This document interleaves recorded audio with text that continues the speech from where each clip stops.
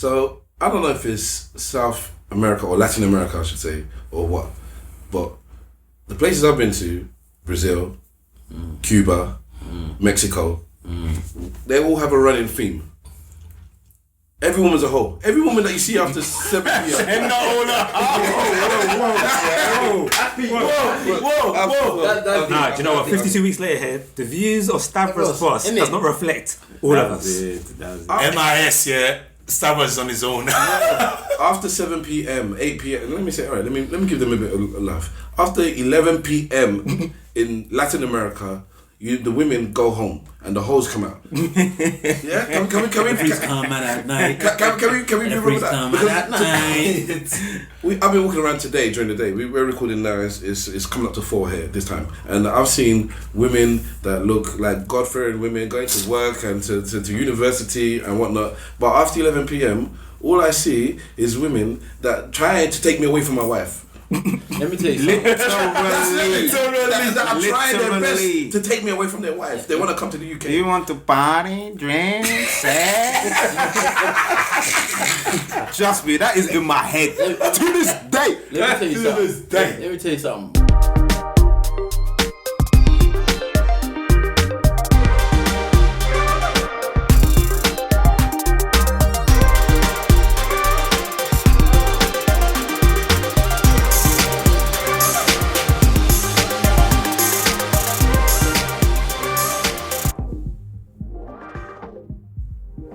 Yes, ladies and gentlemen, boys and girls, cats and dogs, rodents and other small insects, welcome to another episode of the Eloquently Saying Nothing podcast. Hashtag ESN pod to join in the conversation at ESN podcast on all your social medias. This is a special edition, but we'll get into that momentarily. In the room with us tonight, we have a nice selection of chocolates, and I'm going to start with the dude on my right, Simple Simon. There is no dancehall today because man's head is full of Spanish.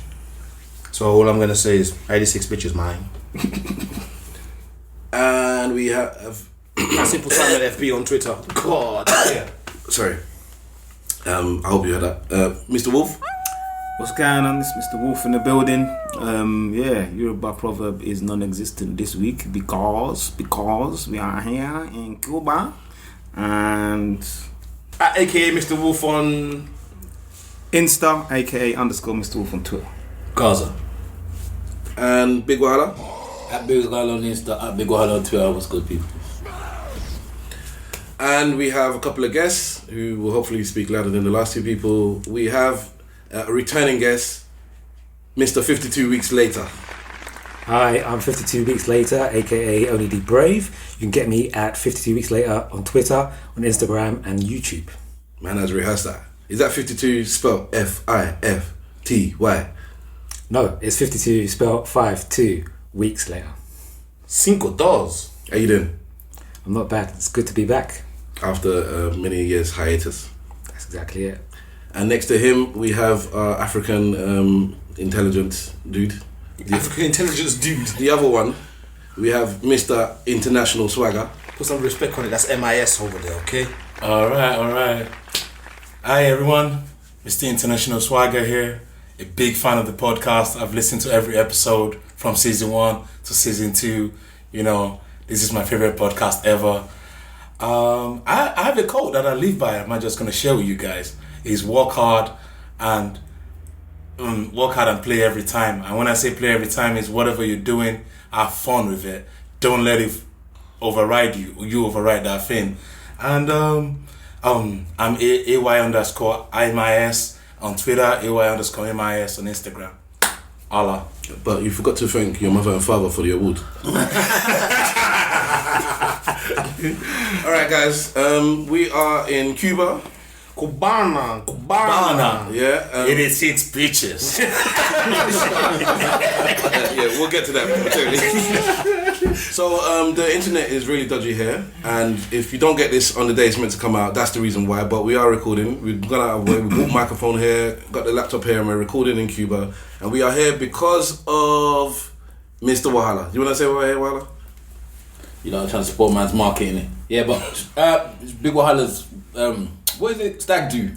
Because man's getting married, innit? So when we do Stag do's, we tend to do it big.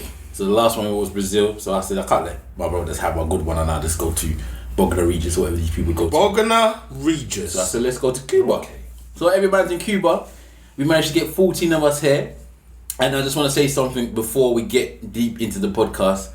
I've been saying it to the guys for the past couple of days, and I'll say it to the listeners now. I am properly heartfelt and happy about the fact that I managed to get all of these guys to follow me all the way to Cuba to celebrate my upcoming nuptials. It's a pleasure to see that all my brothers can come and come out here and enjoy themselves. We've been out here 4 days, I think it is so far. No complaints, no arguments, which is crazy. I can't believe that that's actually happened. Even we've had some people that I've never met before come and join us as well, which has been really, really great. And I've had a fantastic time, and I just want to thank every one of you for actually joining me. Apart from Mr. Wolf, because he takes so long to do everything.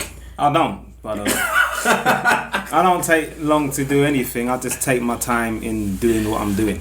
It doesn't take long. It seems like it takes long. It seems like I'm the last one to arrive, but I'm never. Oh, everybody else is wrong. It's just everybody else is wrong. An example was that on the first day, they said, I think it was 12 o'clock we need to be ready by. And I said, okay, fine. Then they said that 12 has changed to 11. And that was at 10:45. So based on me not being ready by 11, I'm the last one late and everybody's complaining. So fuck y'all. Was I late on the last one? Every other time. Since that point? Every other time. No. I didn't want to argue with what you were going to say, but I was going to say that although you were told at 10:45 or whatever, out of the 14 of us, 13 of us were actually ready and on time. So, but I was not late. He wasn't even that late for that day. He wasn't that late. I get on time. I got out at 11:15. Yeah, I don't think he did too bad, to be honest, that day. It's not like he had to wash his hair or anything. I mean, come on. You know. I'm a joker. Alright, so to get into the things, usually, we have a bunch of topics, but let's start with the first thing. The internet here is mad. So I'm telling you all now, last week we spoke about Cadet, we said make sure you appreciate who's there. You never know when they're going to go. So that goes for Wi-Fi and internet also. Because if you don't have it in your life,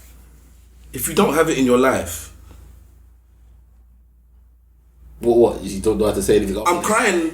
Just imagine me crying. If you don't have it in your life, it makes a big difference. So we can't get to the topics because we are cut off from the world. When you go away, usually you don't watch a lot of TV. There's no TV. There was a TV here. It's disappeared. So it didn't work anyways, but then it disappeared. So we haven't watched any television. We haven't listened to any radio. We haven't read any newspapers, stroke propaganda. And we haven't really been able to be on our phones, checking on Twitter and Facebook, checking what's going on back home in London or anywhere else in the world. So we've got a couple of topics from previous episodes that we might get to, but there's no super current events really that we're going to be talking about. We're going to be discussing what's happened on the holiday, a couple of the spark conversations that have happened here, and things along that line. So if you're upset with what we're talking about, then that's your business. Has anybody got anything they want to say before we start off? You should have carried on with the Wi-Fi because you didn't actually explain what happens. Okay. So in this country at the moment, most of the houses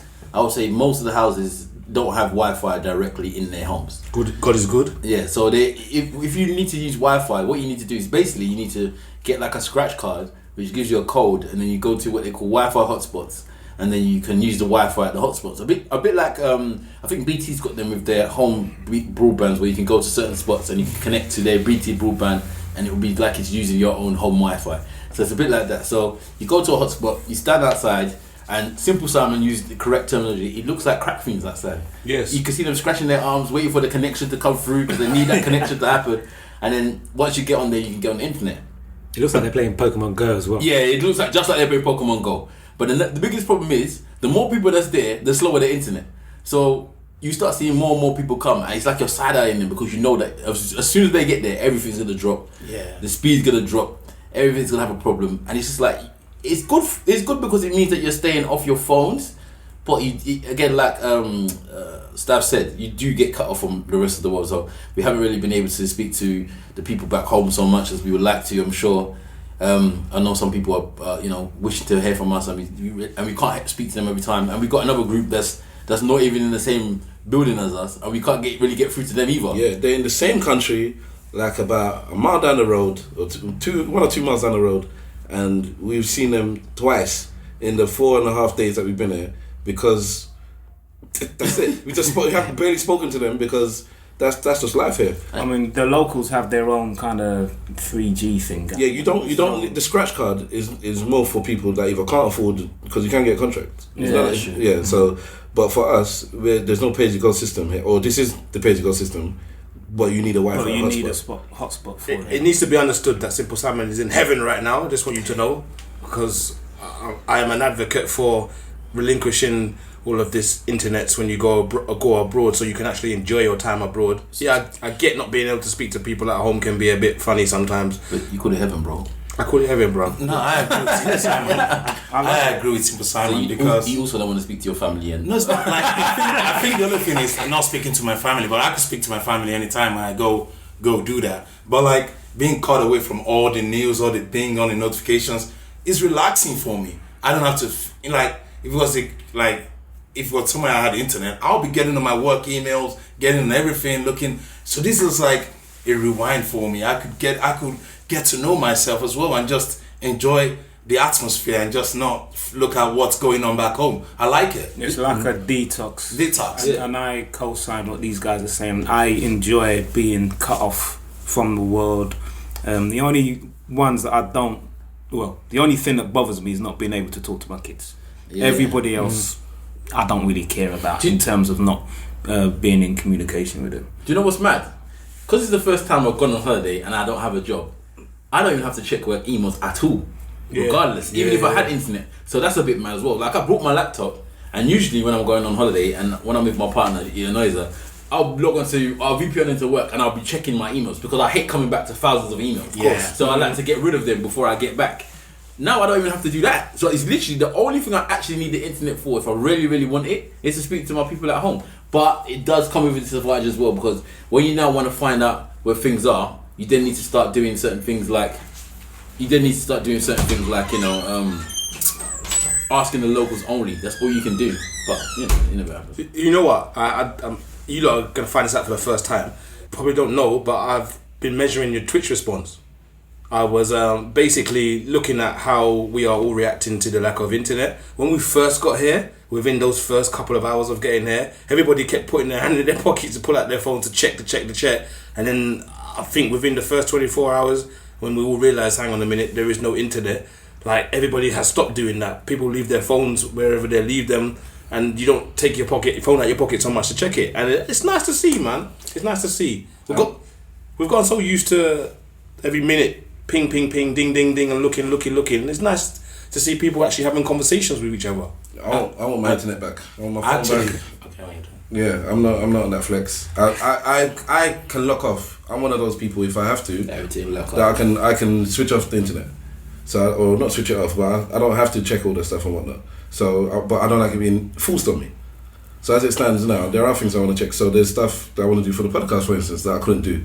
I like tweeting when I'm on holiday. So I don't. Usually I'll buy a bundle and it's expensive. So it's not like I'm balling that I buy tons and tons and tons. Anyways, I can only ever go online for a little bit. But I like to tweet. I've done this or I've seen that. Or usually I like tweeting graffiti and artwork that I see on the street. But I can't do that this time. So that I don't like that. And the biggest thing is obviously the family that everyone's saying. I just called my daughter. So I was spoken to her for the second time since I've been here, and she looks different.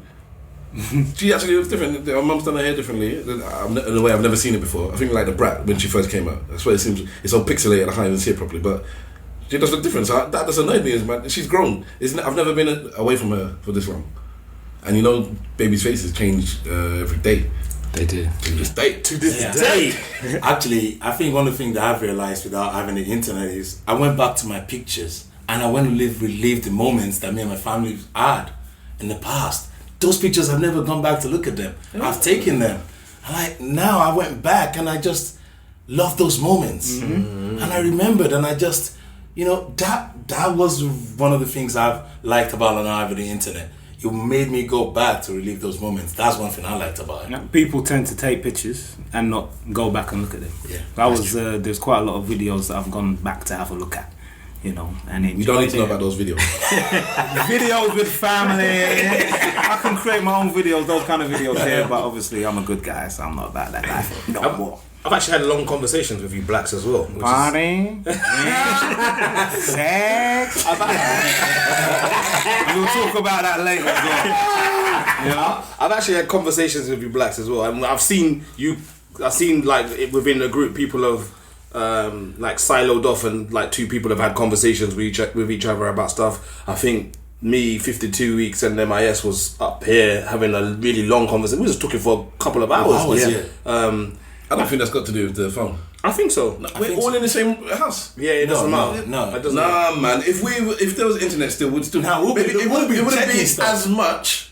Granted, but there's no way that we won't be having these long conversations and silent. Nah, we were looking for 3-4 hours. 4 hours of talking. Yeah, I can do that, but I always get cut off. So maybe it's me that people are like, okay, you can stop now. I'd rather go on Twitter. That's because it's one story that's for the 4 hours. Leave me alone.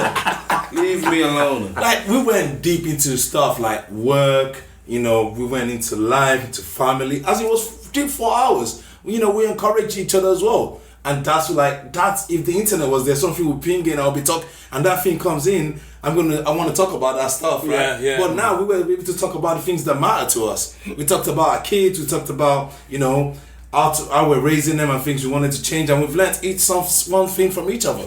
And like in this trip right now, I've learned something from each person, each one of you. And that's one of the things I've learned, and I'll tell you later. But like everyone here, I've learnt one thing from each one that I'm going to take with me going back home. That's interesting, actually. That's big. I'd like to know what those things are. I'll tell you later. Not about me. I'm going to tell everyone It'll before I be leave. interesting I'm going to to tell know everybody. what you've learned from each one. I would say the same thing at the very same time that you lot were having that 4-hour conversation. It was me and a couple of the other guys were at the beach having the same 4-hour type of conversation. Mm-hmm. So we spoke quite heavily about, you know, our past, where we are now, what we've done with our lives, the fact that we can all come here and we was all able to, because I've been speaking to a lot of recruiters and I've been speaking to a lot of people that are requesting interviews and stuff, and obviously I've had to tell them I'm going away, which has been inconvenient because for my job search, but it is what it is. And one of the first things when I tell them that I'm going away, the first thing they ask, where you going? And then I say I'm going to Cuba, and they're like, Cuba? And I'm like, yeah. And they're like, well, what's it for? And I'm like, it's for my stag do. You're going there for your stag do? Like, That's people were so response shocked. from They're like, everybody. you're going there for your stag do? Boy, I don't know how you managed to go to Cuba. Like, how many of you? Then when I say 14, that's 14. Yeah. Boy, you lot obviously all doing well. You've got 14 people to come on your stag do. And I'm like, Are we 14 or 15 we're doing? 14. We're doing. It's still 14. Oh, okay, yeah. And so he was like, they were like 14 of you, like, and it's all of them that said the same thing. 14, you lot are really doing alright. And in my head I'm thinking, you know, yeah, we are. And I appreciate the fact that all 14 of us, in our own way, can afford to come here and enjoy ourselves and go back home, and we're not going to be on bread and water for the rest of our life to do it. Oh, you don't know bread and water? Well, I'll be on bread and water for the next month and change, boy. What did the taxi driver say to you? Which one? The caveat for the airport, the transit guy. What did he say when you said to him, "Guy, it's going to be messy"? It's going to be messy. The guy told me it's going to be messy, you know. He's like, so I was in the car, and he's like, where you going? I said, Cuba. He goes, oh, that's great. And he thought I was in the car with just one other person. He goes, this is 2 of you? I said, nah, it's going to be 14 of us. He said, it's going to be messy, mate. It's going to be messy. It's going to be great, though. He knew. He knew it's going to be great, though. It's mad. I've been on 3 stags: New York, Brazil, Cuba. Yeah, you don't. I've never actually done another stag. Never done nothing local. Which one? We went to Spain. No, we went Malia. For who? For sleep. Sleep. Yeah. So every single time I've been on a stag is out of the country. Yeah, but a lot of stags are out of the country. They tend to be in Europe. They don't need to go to Budapest or one of those Europe countries. They're not going all 10-hour flight. Or I Newcastle. forgot Mania was for even a stag. I just thought we just went for the sake of it. Nah, seriously, I lived in Nigeria for a long time, right? So the stags in Nigeria is just like coming out, bringing girls from the university and bringing them to the stag party. And when I got to the US, right, it was different. I've been to Vancouver for a stag. We left the States as well, went to Louisiana. I went to one other country. I can't remember we went to Jaco, Costa Rica, and I think we went to Mexico as well. So it's different when you go outside the country, actually. Because like you're experiencing new things with your friends all together. like just having a party in Nigeria. Like it's big, you know, like it's one night, but it's like everybody can put in money and it's a big party. People are doing, but it's crazy. It's like that one is about girls, bringing girls, but here it's about creating an experience. Right now we've created an experience for me, like going snorkeling and doing all that. That's the first time I've gone snorkeling, and that experience is going to go with me for a long time. And you know, I thank you, Wahala, for doing this. It's, you know, I really enjoy it. I'm telling you, it's an experience for me. I love it. I love the country. I love the people. I love the language. I've learned new things. Thanks, Wahala. 52 weeks later here, I've got to agree with Mr. International. Thank you, Big Wahala, for inviting 14 people to come and share this experience. You invited 114, but most of them left. Almost everybody I invited came. That's even more of a big thing for me. Let a man finish though. What? He seemed like cutting me up, innit? He cut him. Hey, 2 weeks, go on. Let me carry on. Okay, you smashed it, but also, okay, as my arch nemesis, I'm not happy, okay, that you're trying to like break a happy home. Because not only, okay, did my wife want to go to Cuba as well, this guy booked it on 14th of February, Valentine's Day. For the man there, I said. Yeah. We gotta bring that up. Valentine is Coming. Hey, where's your husband? He leave you alone. Is it Cuba? Havana. I didn't do nothing for Valentine's with my missus, with Stav. Am I the only one? Oh, no, you're not. No, I'm talking about hair. Nope. Now, I had to, okay, cook a meal for her the day before Valentine's, and then make sure, okay, that she received flowers and chocolates on that day. Goddamn Is that what? Oh, Is that what she asked you to do, or that's just what you chose? She didn't ask me to do that, but as we was come up to the holiday, every time, okay, we had like a little disagreement or falling out, she'd be like, "Yeah, but you're abandoning us. You're abandoning your family to go to Cuba." But that's what you did. Oh no, that's not what happened. I can't back it. Wife, if you're listening to this, okay, do not listen to Big Wahala. I told you he's my arch nemesis. What? 52 weeks later, when I said to you, you know what, I think you should stay at home with your children and wife, you said, you know, forget that. You under the bus. No, he never said that. He did. Exactly. Most people have mentioned the fact that I'm doing it on Valentine's Day, but let's be honest, men do not like Valentine's Day. Nope. We don't like it. We don't want to be involved with it, and it was the cheapest time, and I'm not gonna go out of my way to make it more expensive because of Valentine's Day. My own missus is also very upset because apparently having a Valentine's before you get married is some form of special thing. I don't understand it because I'm like, so what if we're gonna get married? He's like, oh, it's the last Valentine's, boyfriend and girl. I said, so what? If you're gonna be getting married, hopefully we're gonna have Valentine's for the rest of our lives. So what are you worried about this one stupid Valentine's in the first place? It's Lavana's boyfriend and it's nonsense. I'm slightly glad that we did it on that day. So for me, I didn't even know it was Valentine's Day until Dwayne pointed it out. Dwayne's wife was the person that booked his ticket, and I told February 14th. She's like, hell no, he's not going on Valentine's Day. I like Valentine's Day. And I told my missus I was going, but she I told her the date. Maybe she didn't clock it. So I went to meet my wife. I was like, it's Valentine's Day. I'm going for that trip, you know. She's like, oh, you better make it up before you go. Oh, you know how much I made? I had to I bought flowers the day before, you know, took her shopping. Then the day I was going, she knew I just received some little bonus, right? So she's like, oh, you're going to go spend some money in Cuba. So she took my phone and transferred $500 to her account straight away. Oh, wow. Then we went for dinner. Then we went to watch a movie. We didn't get home until 1 o'clock, and my flight was at 3 o'clock. Wow. She wanted you to miss the flight. She wanted you to miss the flight, man. Yeah, I made it, but you know, I'm glad that I came. She was happy. Then what I did is, she's been complaining about the dryer and the washer not being too good, so I ordered a new one. So the day after Valentine, they dropped it again. She was like, "What?" So that was good. I love the fact that your wife can just do that. You know, What? Just take money. just grab your phone. I'm transferring money, and then spending it. Boy, Do you want to get to the position where somebody can do that with your phone?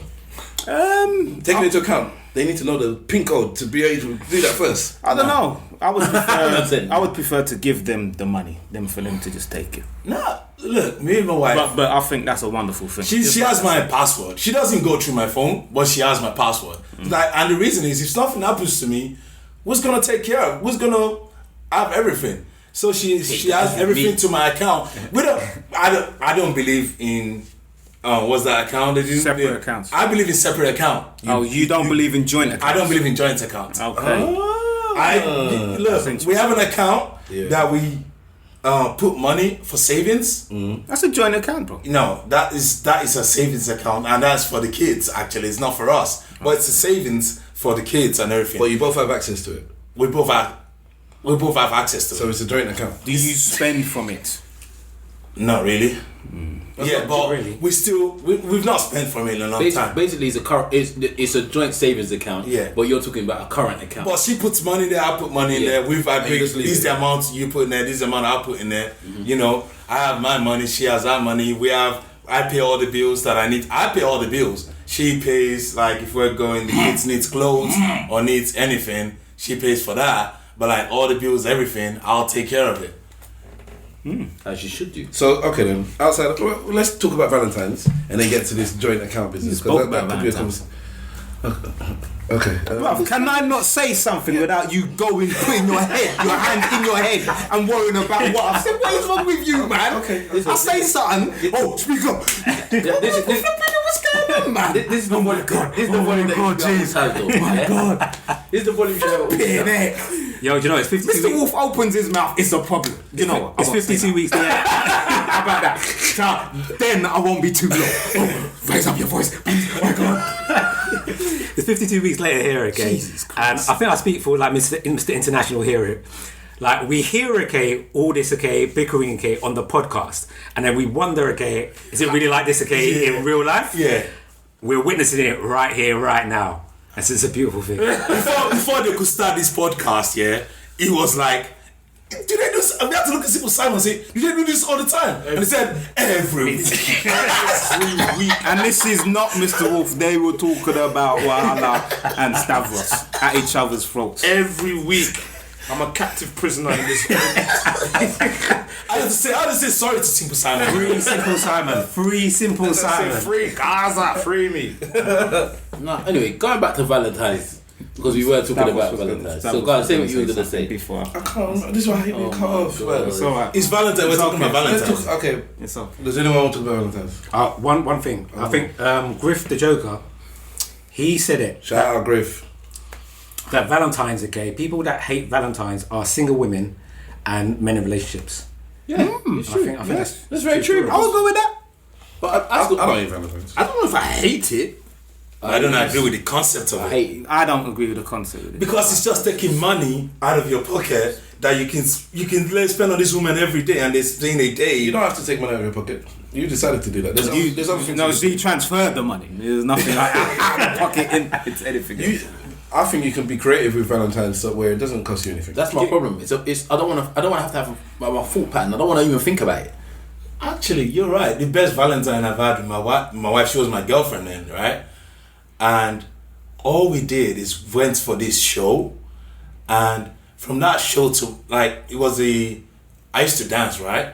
So I used to dance. I used to teach dance and dance. So you do choreography dancing.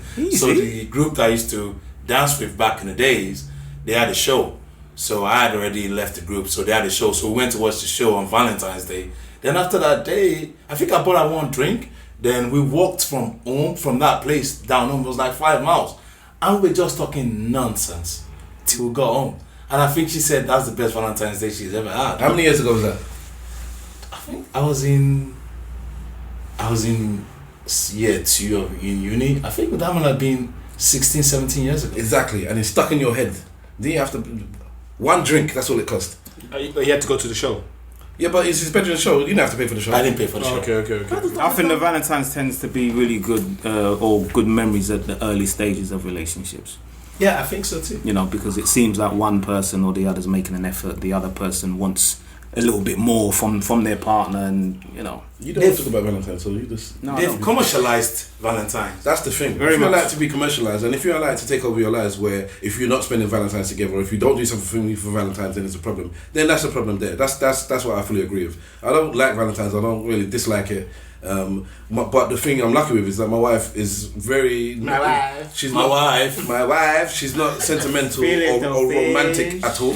So she's the one that pushes the don't do anything for Valentine's agenda. So, Hallelujah. So I don't really have to. I don't have to do anything about it. Wow. I Hallelujah. just don't understand the reason why it's so important to them. It annoys me so much. Because it's been sold as important. But so what? I don't. What do you Why mean? do you have to disturb me about it? I just don't understand why I have to be disturbed about Calm Valentine's. down. Calm down. All right. So the way my wife puts it is like, when it's Mother's Day, you buy your mom and you buy me something, but yeah, you celebrate me as a mother. Exactly. And So why can't you just be happy with that? she said, How many days but does you this got woman need, bro? How many days does she need, bro? How many days do you need? So you gotta celebrate me as a lover too. But I said I celebrate you every day though. To this day. To this day. That's it. Nah, man. I was just annoying. It's like it's a day like I could do other things on that day. Well, you was in Cuba on that day, huh? Yeah, but look at the Palapa. It's cool because somebody went to go to Cuba on that day. Man, it was a good couple $100 off or something like that, innit? Like £100 or something off. I can't remember. For what? There's a big difference. It was a difference enough for me to say, nah, man. That Valentine's bun. And I'm not gonna lie to you. I haven't really told her, but I was happy that day. When I clicked, I said yes. Cause I don't, When you clicked it at the moment of purchase. that day, yes, it's the one because it just didn't make any sense to me that I'm paying extra money to go like the following week, and it's a lot more money. It doesn't make no sense to me. I still did something for Valentine's anyway.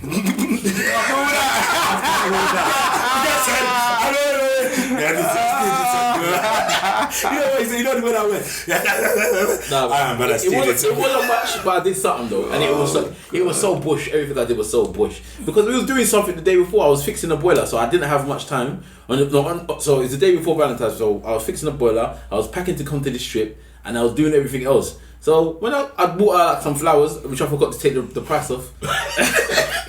I bought her a card that I hid somewhere that she probably saw before we even got there. And then I took her to dinner. She's like, oh, so I said to her, do you want to go to dinner? And she's like, yeah. I said, where do you want to go? She's like, you're gonna ask me where you're gonna go. You haven't even planned it. I said, well, I'm not too sure. There's a couple of places, but I don't know what you really wanted to do. I don't know where you wanted to eat. I was gonna take a Cosmo, I was gonna take a buffet. Wow. Because that's what I wanted to eat that day. Mr. Romantic. But then I said, no, let's go somewhere like, I think we're ZZ's or something. I said, let's just go ZZ's. Because in the end, I got things I got to be doing. I got no money. I got things I got to be doing. got no job. I got all this stuff. And the thing I'm worrying my stress in my brain about is Valentine's Day. Can I ask a question?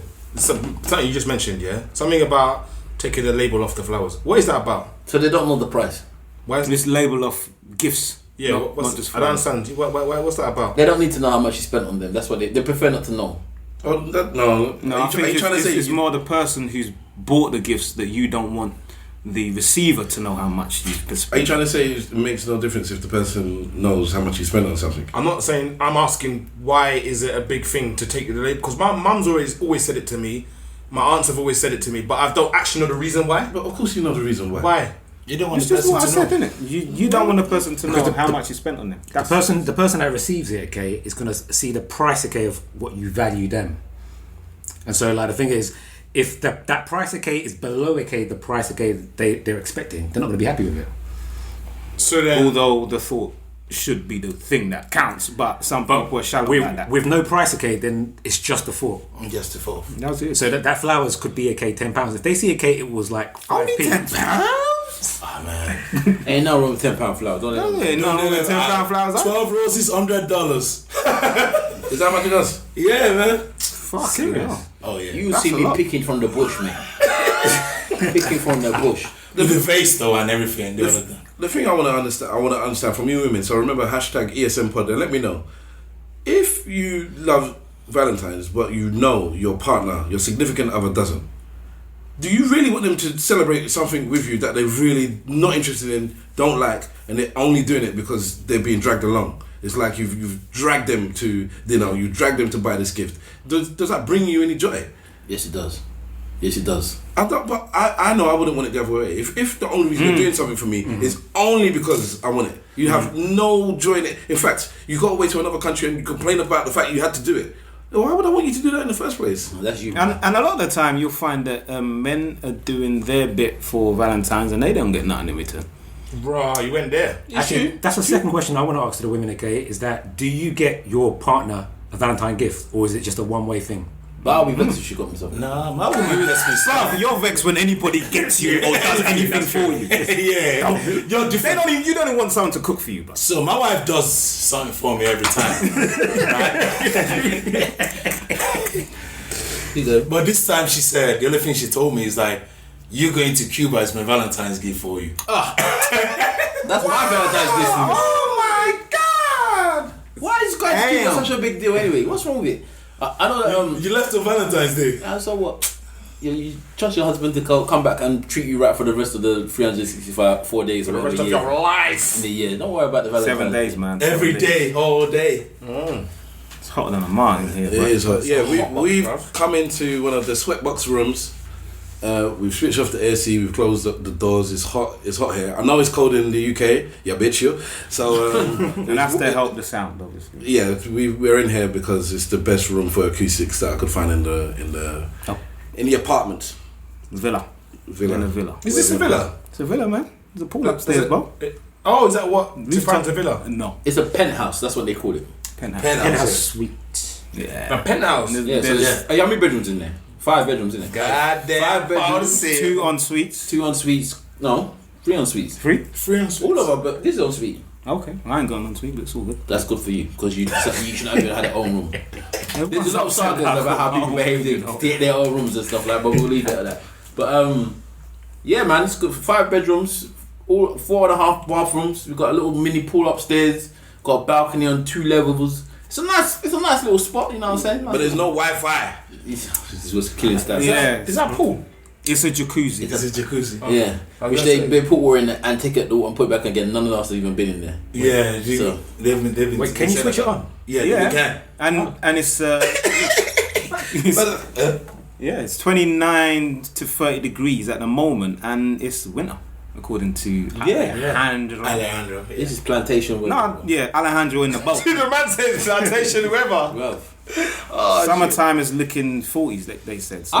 Africa must be white, you know, in spirit, because I can't take this heat. That's what I'm saying. Me and one of the other guys, we love the heat and the sun. So I'm looking for the sun. I want that vitamin D, and wherever it is, I'm trying to find it, man. Take the shirt off or whatever. If you're not in the shade, then the sun is there. Well, I just want the sun to lick my body, man. Yeah, but it's it gives me headaches. It messes with my skin. It's like it's just The punishment. sun messes with your skin. It's Yeah, like I think it's you- maybe you're my boy from maybe because I end up drinking too much, and then when you come to these countries, you end up drinking soda. Because I don't drink alcohol, I end up drinking soda or I drink water. Every time I can't just be drinking water all the time because at some point you want some taste of something. Because you drink bottled water to wash your mouth. You drink bottled water. Eventually you'll get sick of seeing the bottled water. You just want to have something else.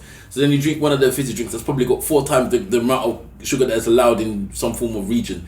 So maybe it's the sugar that's messing with my skin or the milk or something. But whenever I go to abroad to a hot country, my skin is always mashed up. And Grayscale. no, it's not that. It just gets You bad. should have come in the sea. The salt water would do good for I it. went in the sea at some point.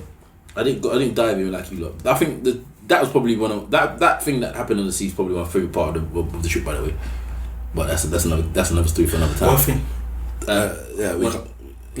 One of our boys when they went into the sea. Oh yeah. So I think that's That's the best part of the trip. that was for me is the favorite part of this trip. We had a guy who was like Aquaman.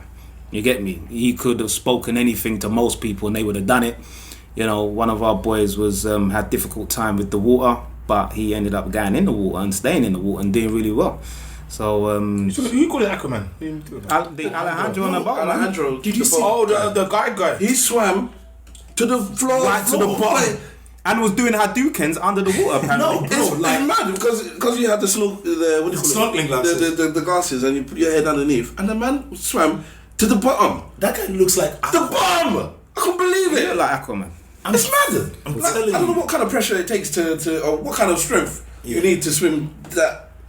I thought that was fantastic. I was scared. And when I see him actually, you know, because I always look down when he goes down, he looks so mad. I'm not gonna talk about that guy. Is good though. How deep was it? Was it 4 meters? What? No, it'd be more than 4 meters. More than 4 but meters. not like I don't know, but more than 4 meters. It's more more than 4 meters. You went to the bottom of the ocean, no? Yeah, but the bottom of the ocean wasn't that far. I'm surprised it wasn't further down because we were out for quite a while. We had gone quite a ways from the beach. 10 minutes from the beach. Yeah, I think it's even longer. It was longer. I think it was But we weren't. A mile out from the coast. Okay, so about a mile out from the coast, and the floor bed would have been, let's say, 6 meters or so.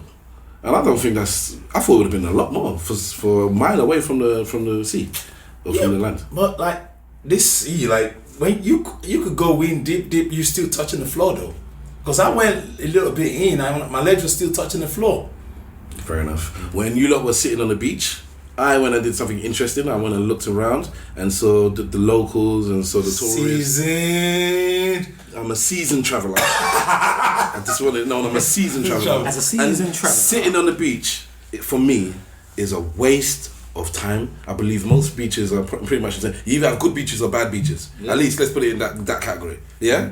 Am I wrong in saying that at least? Yeah. So you have certain beaches in the UK where, you know, it's just full of rocks and pebbles and you're cutting up your foot as you're trying to walk on. But as long as it's hot and you're with the right people, even then it doesn't matter because you're with the right people and it's hot. Sitting on the beach for you is a waste of time. Is it for you? Darkness is. Yeah, you don't need any more. You don't need any more sun. No more. But I think it depends, innit? If you're playing games, like if we was playing football on the beach or volleyball or stuff, I think that's fun. Then the beach is cool, but I do not understand. I'm like Stag. I do not understand just sitting there. I sat there and I was like, you know what? Let me sit there because these lot have come out for me. And then when I saw Stag go, I said, you know, I'm going. It's the feelings. You guys didn't want to do nothing. I enjoyed myself. I was on that beach. I did some videos. I spoke to myself. Like I was from one point in water. I was dancing in water, right? So hold on, let me get this right. You were talking to yourself and dancing in the water by yourself. Like a bad person. Yeah, so that's just the first signs. That's what I'm saying. I was saying, like, I recorded my voice in the water, like things that will remind me, like, to not just take work too seriously. I'm a workaholic. Like, trying to enjoy the good things of life. And I just recorded that moment because every time I'm going to work now, I'm going to listen to that stuff. Because when I'm going to work, as I said, I'm going to work hard, work smart, then have fun doing what I do. And that moment, I took it in, looking at the levels of water change colors as you look through it. It means a lot to me, man. I don't see that every day. I co-signed that. Because now I'm going to go to work and I'm booking my next vacation with me and my family. And as soon as I get home. And that is mad. Yeah, I mean, obviously it's different strokes for different folks. That water was And good though. The water was lovely. It was so beautiful. You know what I mean? I love the beach. I love to see my feet in the sand. I love the ocean. Your feet are I ugly, love. They're not the best looking part of my body. Joking. But yeah. But I listen. I love the beach, man, and I will lay in front of the sun and just walk and do whatever. If there was a football, even though my ankle's a bit dodgy at the moment, we would have played. But for what it was, man, Cuba, that beach. That was a nice beach. Valedero was beautiful. Apparently, it's one of the best beaches in the world. It's counted as a top 5, I think. I don't see why. Because you do not appreciate beaches. Because I'm a seasoned traveller and I've seen beaches better than that. What beaches have you seen? In Puerto Rico, the beach was better than that. In the Bahamas, the beach was better the than Puerto He Rico said one is top good. 5. So you've mentioned 2 more already. So he said top 5. He didn't say it's the best. He said The one in South Africa, the one in Okay. Cape Town, South Africa is better. As much as I'm joking, I'm a seasoned traveller. I've seen the tiny percentage of the world. So if I have barely been anywhere, seen countries or beaches that are better than this, because this had too much stuff on it, and it was up and down. We walked quite a ways, and it's not like it petered out and it was all nice and shiny. It was there for the duration of my flossing up and down. I think Alejandro was talking about the calmness of the ocean as well. That there's a further down in the beach, that when you sit in the sea, the water, if it hits the bottom of your mouth, it's not going to go up to your nose, because that's how calm the water is. It was calm. You understand? Yes. And I think give it that that. they would maybe count that as part of what a good beach is. Fair enough. You know, Fair maybe enough. how the ocean is, the Fair colour enough. of the ocean. And Yeah, things like the that. wave wasn't too much at all. Do you know what? Yeah. Do you know what? for a people that has been known to be revolutionary, Hawaii, Bear Beach. revolutionists, yeah, or is that the correct term? Two more. Yeah, Go on. right. They're very calm people. Yeah. Wonderful people. I haven't seen them kick off. I haven't seen shouting and screaming in the streets. People just seem to be extremely They said calm it's here. really safe here as well. Yeah, they seem to be extremely calm here. Yeah. So I don't know if this is one of them ones where they're calm and then when it's time to kick off, they just kick off. But it seems such a calm country. Actually, it's funny Wahala said that because Tavros and I were talking about that this morning, that these people just walk around very calmly. We've not seen any issues, not seen anybody being aggressive.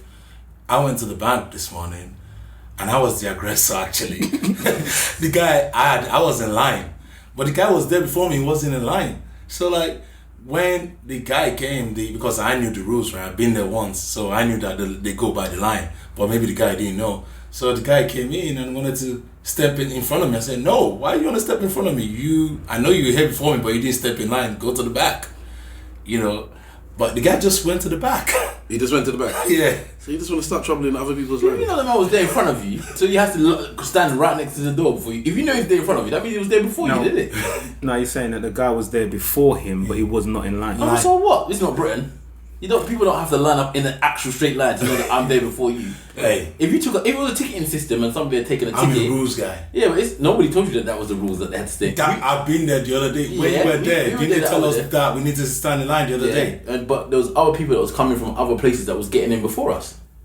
Yeah. I'm not going to let people do that to me. So I know the rules. I go by the rules. But Mr. International, you're in a different country, kind of thing. You don't know who that person knows. You don't know the rules of this country. Oh, Alejandro told us yesterday that everybody lines up here. Do you guys remember? That's true. did say Alejandro that. did say that there was a. So I man like Alejandro as well. Obviously Alejandro was wrong. Alejandro was wrong. Well, it was because not everybody does line up here. So by what he said, I went by that. I went in line. You know, I mean, like everybody's kind of calm here, but I did have one fearful moment in this trip. What? And talk about. Go for it. No, I want you to talk about it. No, apparently I do it too long. And I don't even know which specific bit you're talking about. Which bit? The dog, innit? That's the only time we're not. You get me? Because put it this way, we went out in the early hours to do what? I can't remember.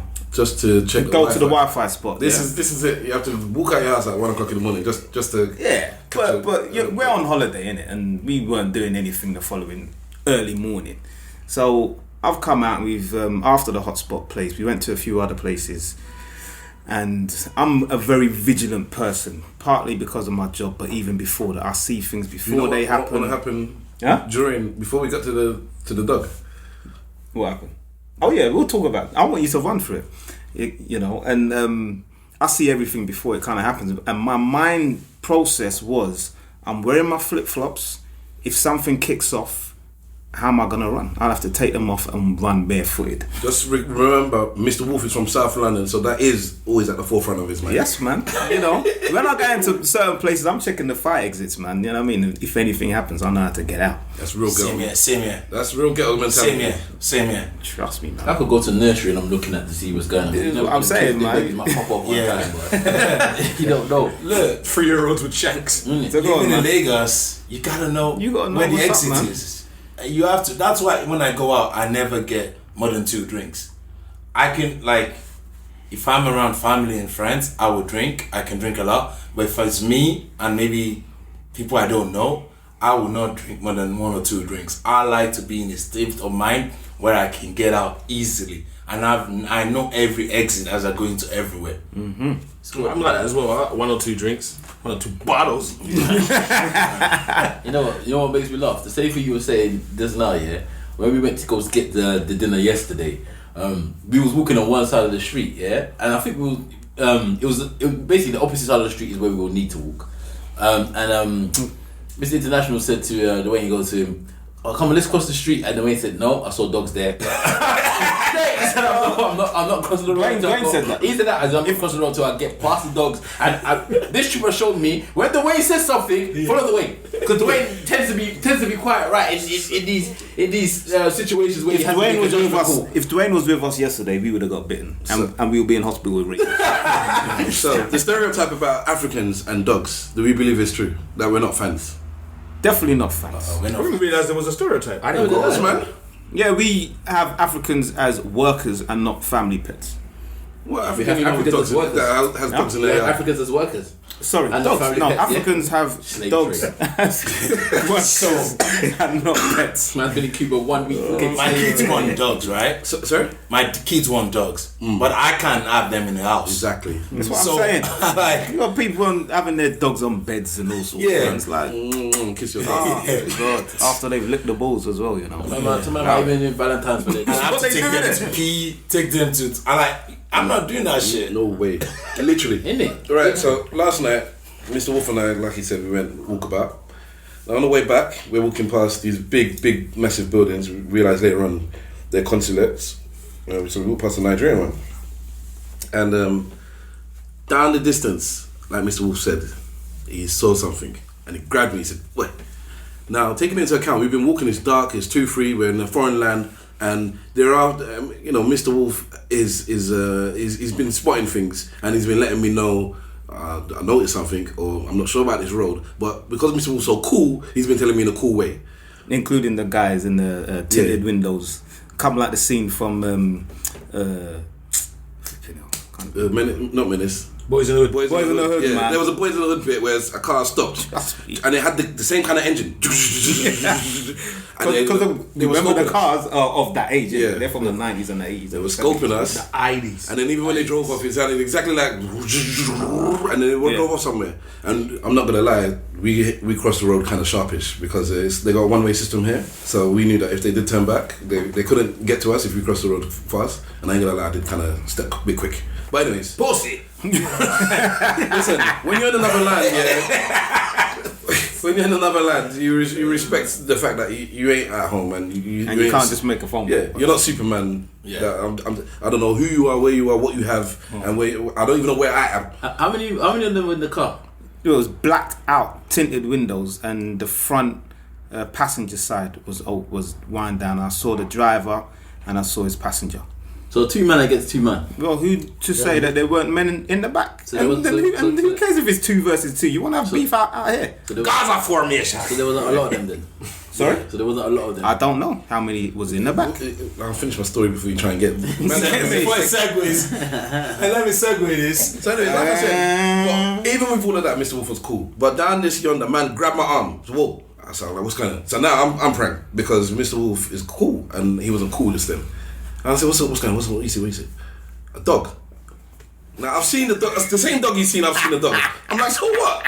He's like, nah. What's the dog doing that at 1:30 in the morning, 2 in the morning, just sitting down there? It's guarding something, you know. Yeah, so the dog was in the middle of the pavement, but the fact is the dog was massive. It was so massive that I already clocked the dog and I knew I had to leave the pavement to walk around the dog. Not because I was scared of it, but because the dog is taking up the whole road. So that's how big the dog was. Mr. Wolf said, nah. And he crossed over the road. And I walked over and I said, you know what, you started now. Taking into account the dog is far away, you know. I said, that dog now is going to come after us. Because they smell fair. They smell, that's one of them stereotypical things that I believe. It smells fair now. I won't lie, I was bummed. You were what? I was bummed a little bit still. You were scared. Yes. So then what happened? Pausing! Hey! Walk to the dog. Man, the dog crossed the road, come after us. What? I held Mr. Wolf's arm like we were lovers walking. Yeah. And I said, don't run. Yeah, I would have been able to run anyway. with the sliders on. Baba boy, don't You didn't tell us all this. Because you can tell me yesterday. Get on with the story. Just tell me about the whole. What's the punchline? Just tell me about the whole. Tell me about the whole thing. Listen, in the morning when we was having breakfast, Stavros was trying to explain certain aspects of the night, innit? They weren't interested. They just wanted to hear about the hours. Ladies of the night. 86 bitches. We'll get to the bit where the lady was saying party, sex. You have fun. So anyway, I heard it. I said, don't run. Quietly, calmly. The way I should usually talk to probably people that I don't talk to them in that manner because I expect them just to do as they're told. But because I know man is a bit scared, don't run. And then the dog just like watched us and then turned away and moved back. And I said, I truly believe that dog smells fair. If you stand your ground, which is another conversation, then they kind of lay back. I remember a situation where a dog was chasing myself and my brother, or he started running towards us, and one of us ran and one of us stood there. And the dog could have easily bitten the one that stood there, but he didn't. He ran past me and started chasing Wahala. Was you running? The dog actually bit me as well. Yes. He's like, that's like 2 decades ago. And it proved my point. You just stand there, man, and the dog was like, easily could have bit me. He ran past me like, no, I want that one there. That's running. I was a bigger meat at the time, though. Yeah, you know, my daughter's going to therapy because of dogs right now, right? Well, seriously? Yeah, but like, because she's scared of dogs so much. Why are they asking you for a dog? No, it's because right now she's gone through therapy a lot. But so the therapist said that she needs to get a small dog.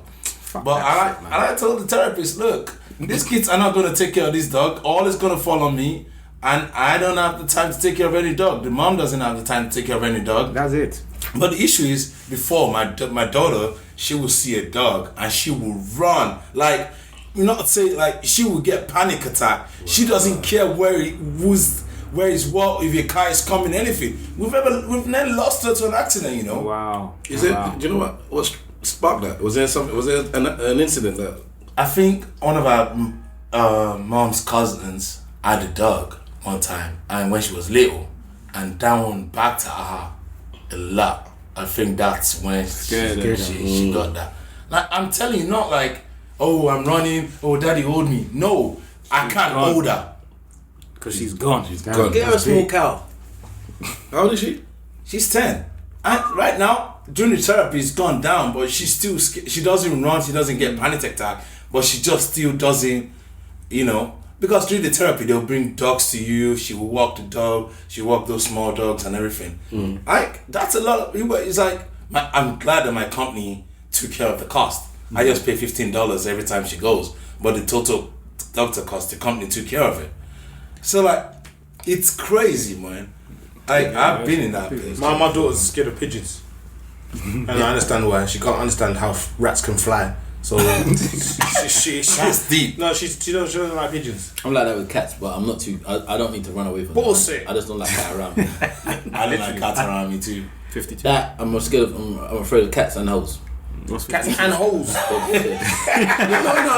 don't laugh. Yes, because I'm afraid of them as well. Yes, and I'll explain why as soon as I find out if anybody else is afraid of something else. No, I was going to ask Mr. International, the therapist that's suggesting that you get a dog. Is the therapist non-African? She's white, yeah. That's it. That kind of makes sense. What does that mean? Because they don't What does it understand explain? the stereotype with us, and I think that is a justified stereotype. No, but we ain't about that. Like, Don't you understand facing your fears? Yes, so I do. She's 10 now. Get a dog, and she'll overcome this fear. But it's She'll not understand about it's facing the fear. irrational. I think what 52 is saying is that I don't want to put us all, paint everybody under the same paint. Yeah, be careful with this.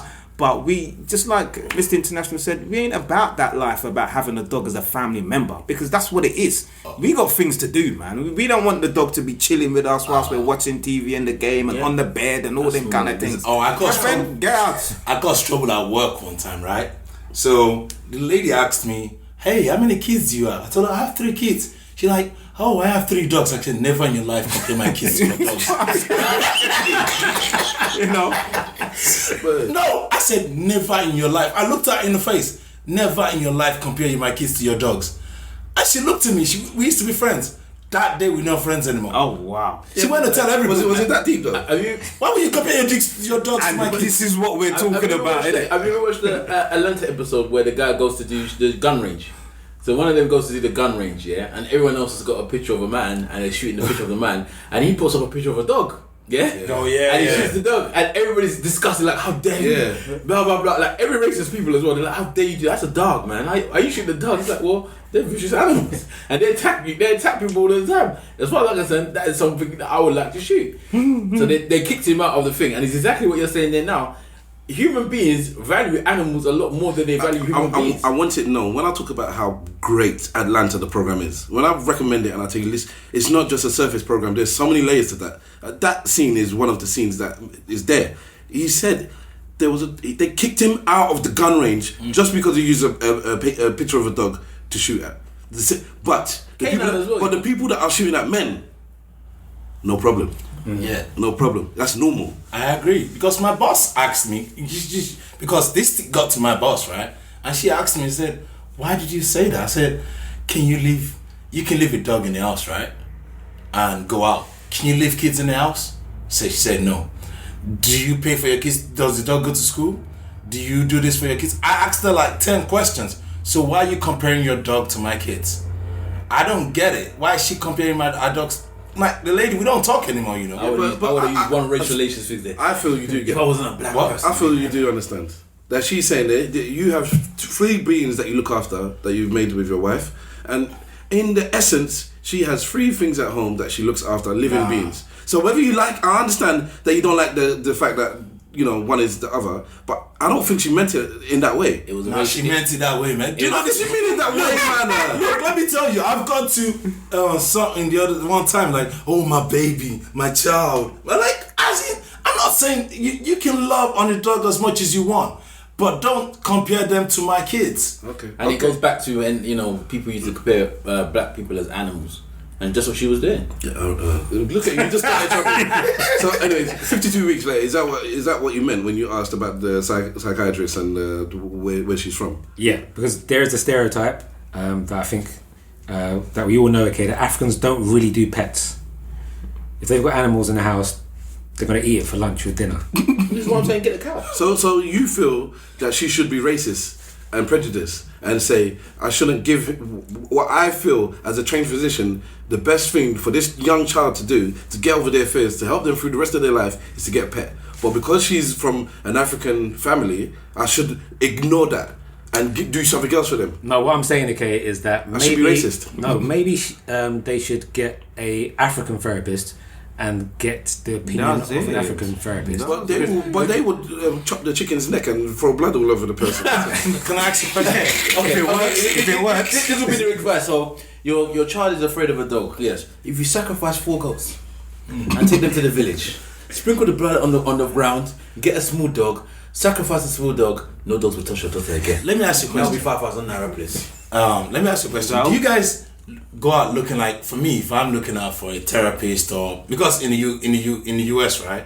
you have, with your insurance, you can look for your own doctors. You don't have to go. So I usually go out to look for African American or African heritage doctors or dentists, or if I don't see a good rated African American one, I usually look for South American guys that I know. Like my dentist, South Africa, he's from Brazil, Argentina, you know. But because they understand what we go through, they understand our traditions and things like that. That really matters to me a lot, because they, like the guy that does my physical checkup, the lady that does my physical, she's from what's the name again? She's from the Philippines, but she understands what every country goes through. She'll say, "Oh, your BP is going up, but you're Nigerian, and I know why. You guys are like to work hard. You need to do this. You don't sit down still." She said, "I'm not gonna give you any drugs. All I need you to do is this. And when I started doing those things, it went down. But an Oyinbo guy will just prescribe drugs for it to you. That's it. Or maybe a good physician will do one thing and a bad physician will do something else. Nah, I think I just try and look for those kind of people that are outside that I know why. Because the white people don't want to understand you. We don't have that luxury. So because we're NHS, you just get what you're given, innit? That's it. So there is no, I want this particular doctor, unless you go private. Then if you didn't, even then if you go private, you didn't have to then search for that particular doctor and see if there is one that's in that field. So most of the time, fortunately and unfortunately, if it is NHS, it's most likely going to be an ethnic anyway. So you still have people that have that. So there are times when you go to the doctors, especially when you're in the hospitals and there's nurses. The nurses will tend to hook you up. I'll do little bits and bobs if they know that you're Nigerian. It's usually other things like letting more people in to speak to you than others because you know you've got big families and whatnot. So there are times when you get those little plus and minuses because your culture is there. But it's very hard to go in our country to then pick a doctor and say, yeah, I want to have this particular doctor, because you just can't. All right, and I think that leads nicely to hoes. Yeah, we've had 86 bitches. So I don't know if it's South America or Latin America, I should say, or what, but the places I've been to, Brazil, Cuba, Mexico, they all have a running theme. Every woman's a hoe. Every woman that you see after 7 p.m. Whoa. Nah, do you know what? 52 weeks later here, the views of Stavros Boss does not reflect all of us.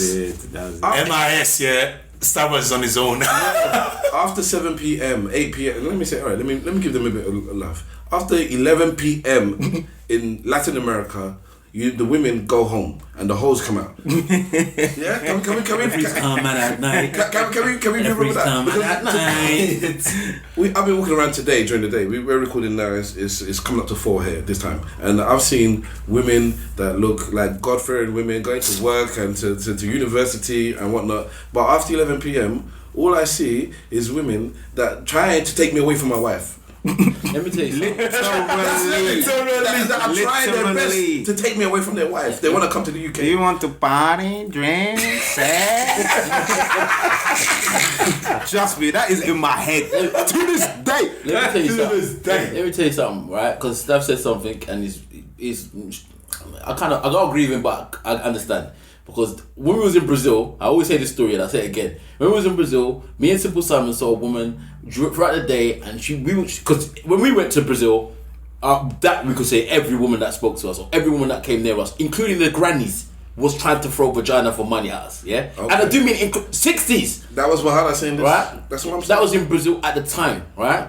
Any woman that came to approach us, not just every woman that was walking the street. 2008. Yeah, but there was one lady that didn't approach us. You know, she was nice, and we used to see her on the beach playing football with her child. And we used to say, look at this lady, man. You know, she ain't one of them, man. She ain't one of them. Look at her playing football with her child like a good lady, you know, enjoying herself with her son. Then we went to the nightclub. No, you said that she wasn't. And I said, bro, she is. He's like, nah, I can't see No, bro. man, you was with me at that one I point. weren't with you. You know why? Because I got to the point where I just said to myself, look, just because she's with her child doesn't mean that she can't be. But she was playing with the child. It don't matter. Football. They're human. No, mommy, daddy, they're playing football. And then later on in the night, we went to one club. And then she did proposition to Simple Simon with the threesome. Yes. And I said, that crushed my heart, man. I said, everyone's a hoe in this country. That's how I said. Most of us have been propositioned. I won't even lie. I'm not, you know. Since we've been in Cuba. Yeah. Okay. Oh, wow. And maybe because I got it out of the way a bit. Okay. Like every time, I think the first night you guys went, I stood away from you guys. Okay. Then the second night, I just saw 52 weeks later. I was like, you know what, let's go, bro. Because I did see something that was my spec and everything. I was like, man, that looks nice. Hold on. Can we establish? Earlier on, the man said he's a workaholic and that's why he's taking the time to learn and do new things whilst he's on holiday. When he said he saw a woman that looked like the type of woman that fits his criteria, he said the spec. She fit my spec. like she had a CV. Sorry, continue. Nah, she had my spec. I was like, 52 weeks later, are you ready to go? And we just took Angela. I said, let's go. Drop me at home. Because I knew being there, she was looking at me, I was looking at her, she was my spec. That is the proposition. Don't tell me what proposition. The look enough is the proposition. Listen, that is my biggest problem, right? When somebody looks at me, it doesn't matter who they are, it's maybe because I'm aggressive or whatever you people call me, I look them right back in the eye. And that is the worst thing to do. Because then that's it, they take it as some form of initiation. Exactly. What they don't know is I'm going to run from them. Literally run as well. I've been running from prostitutes all my life. Running from them. So what happened was, the day we got here in the evening, yeah? We waited around, we got the taxi and we changed some money, right? Now once we got to the whatever you want to call it, the villa, we put our bags down and we said, let's do something, let's go to get something to eat. So right across the street, there's something to eat. Now, there's a guy there, Angel. Yeah. Angel. 86 bitches. Mr. 86 bitches. And he explained to us, maybe there's somewhere down the road you might want to go to if you guys want to party. So to make a long story short, he took us down there and we went inside. We are now to find, because we've been told that place is basically for men and ladies of the night. That's what it's there for. Ladies of the night. So we've gone inside and I've gone in. Now, I'm telling you this. This is fantastic. So we've gone in. I've seen some nice looking women like that. Okay, that's cool. Drinks is cheap. My brother turns around and says, she pinched my bum. She pushed my brother. She pushed my brother. I've never seen my brother look so shook. He didn't know what to do with himself. Did you tell him, stand your ground, don't run? Otherwise she'll come for you. No, I released the hounds. I want him to run it. That is the joy. Because I've seen him do Benny Hill before, and I enjoy the Benny Hill. Because look at my brother, he's not scared of much. But like he said, it's not a joke. Because I'm the same. I'm scared of hoes. I'm scared of them. So you run away from them. I had a Miss Piggy that came up to me, and I call her Miss Piggy because she looked a bit like Miss Piggy, and she was wearing must have been the tightest waist, whatever thing they call it, corset. She was scary, man. And every time I turned around, she was just there looking at me, and I had to hide my face because she saw me as a me. And then she came. I was reviewing it. And I said, I bet this one's gonna come for me because she's not even a good-looking hoe. And then what did she do? She came for me. She stood right in front of my face and flicked her hair in my face. Nonsense. Go. Anyways.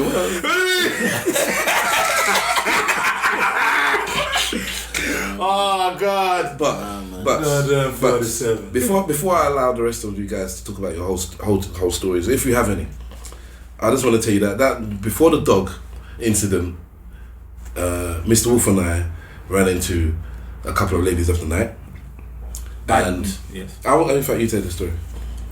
Well, we had left a bar because we'd done a little bit of walking. We didn't go too far out of the radius of our apartment, our villa, but we done a lot of walking. We went into a bar, one that we kind of thought that the guys could come and drink and eat.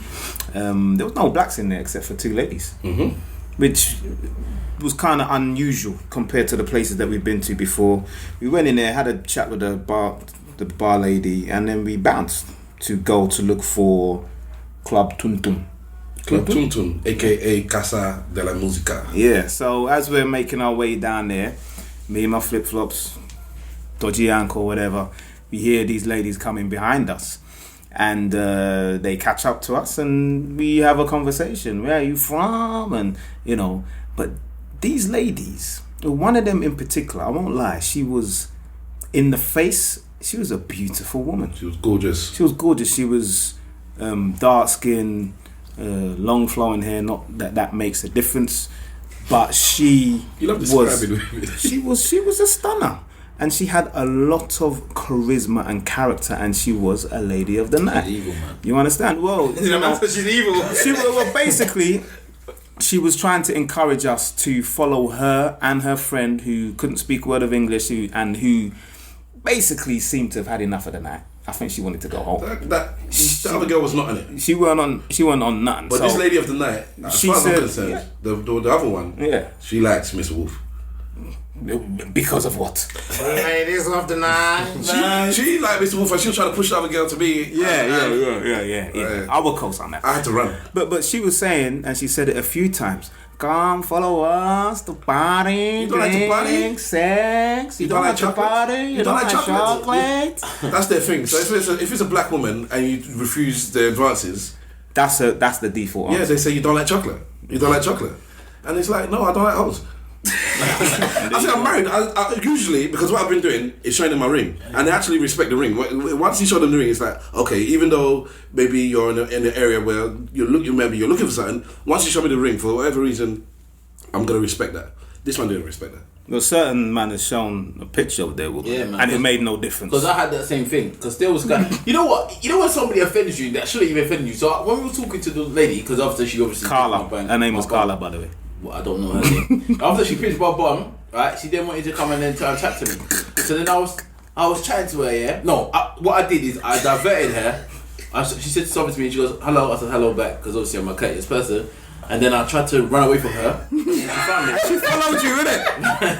So then, what I then did is I diverted her to one of the other man them, to him to chat to her, so she could stay away from me, thinking this one's better looking than me, blah blah blah. She'll stay with him. But apparently, she doesn't like milk chocolate. She likes dark chocolate. Yeah. Me being dark chocolate and grande ones, so big ones. So grande chocolate. So basically, she said, "No, not you. I want grande chocolate." Him pointing at me basically, and I'm like, "Oh man." Big so chocolate. I'm trying to run away from her. Yeah, big chocolate. But then. So I wasn't paying attention to the conversation, and then I heard her say he doesn't like chocolate, and then I got offended, I said, what do you mean I don't like chocolate? She goes, you don't like chocolate. You like milk chocolate. You like... And she's just putting out the light white girls or whatever. I said, I actually got offended from the prostitute, you know. So you know what I did? To defend myself, I went through my phone, I found a picture of my fiance, and I told her, look, this is my chocolate. This is my chocolate. She just said, so what? And then a proposition be against it. Yeah. But I was offended by the fact that she told me I didn't like dark-skinned girls. It almost upset me, the fact that she said it. But I suppose it's a reality to the dark-skinned prostitutes all over the world. Yeah. That people are not necessarily got... What I tend to see, because in the countries that we do go to, and you see you know who the prostitutes with the certain men, it's always the white men that are with the darkest of ones they can find. I know. They're the ones that always want the dark-skinned prostitutes. Fetishes. You remember the devil in the blue dress? Oh, yes.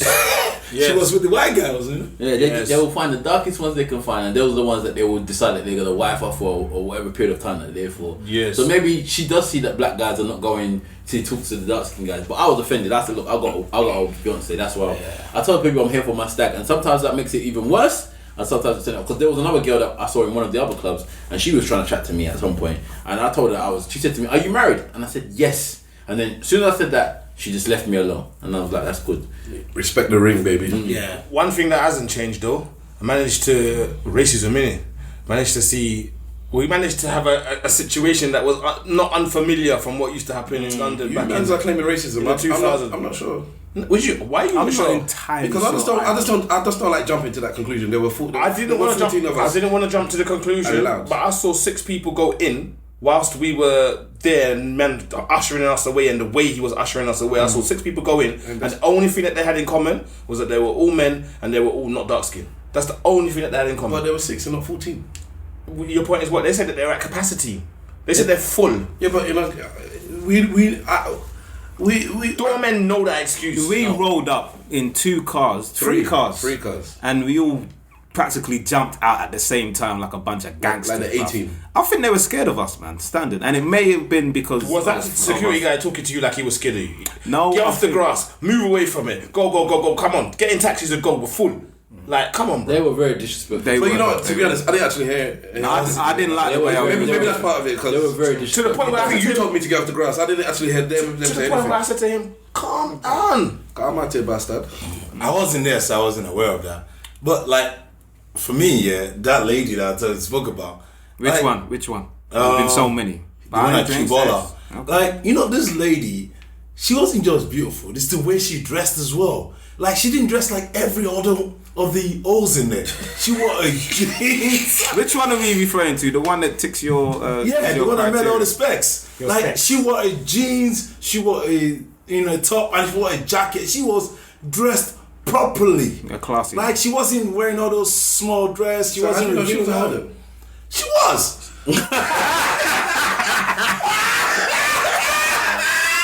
I know that. She looked in my eyes. I want it to be known, yeah. You don't know for sure, No. She was standing next to another one that they were talking, but that one was dressed. You know, she might just be new to the trade. You know what I mean? She doesn't know how to do what she's doing. I might call it a trade. I want you to understand this. Like, you know, Big Wahala is a very big advocate of, you know, treating women correctly and, you know, allowing women to have equal, when it comes to stuff like sex, we're equal to men. You know, if you're calling men a hoe, if you're calling a woman a hoe and the man's doing the same thing, she's also a hoe. So you know my stance on women and stuff like that. I'm not a bad one. But in Cuba, you are guilty until proven innocent. Right? Simple and plain. Unless you're staff, and even sometimes staff, unless you're staff, I am automatically assuming that you are a hoe until you prove to me that you are not. Yeah. Because that's what was there. And we still went back there 2 times. As soon as I felt the temptation of talking to her, I just called, you know what? 52 weeks, are you ready to go? He said, yeah. I was like, boom, let's go. I didn't even ask any other man. Alright. Just explain the 86 bitches. For people that are hearing our scream list, we don't want to come across as bad men. But yes. It's just something that... Usually there's a song that's the theme of a holiday we require in a group. The song hasn't popped up yet, but the term 86 bitches has. And it's down to on the first day we got acquainted with a guy called Angel.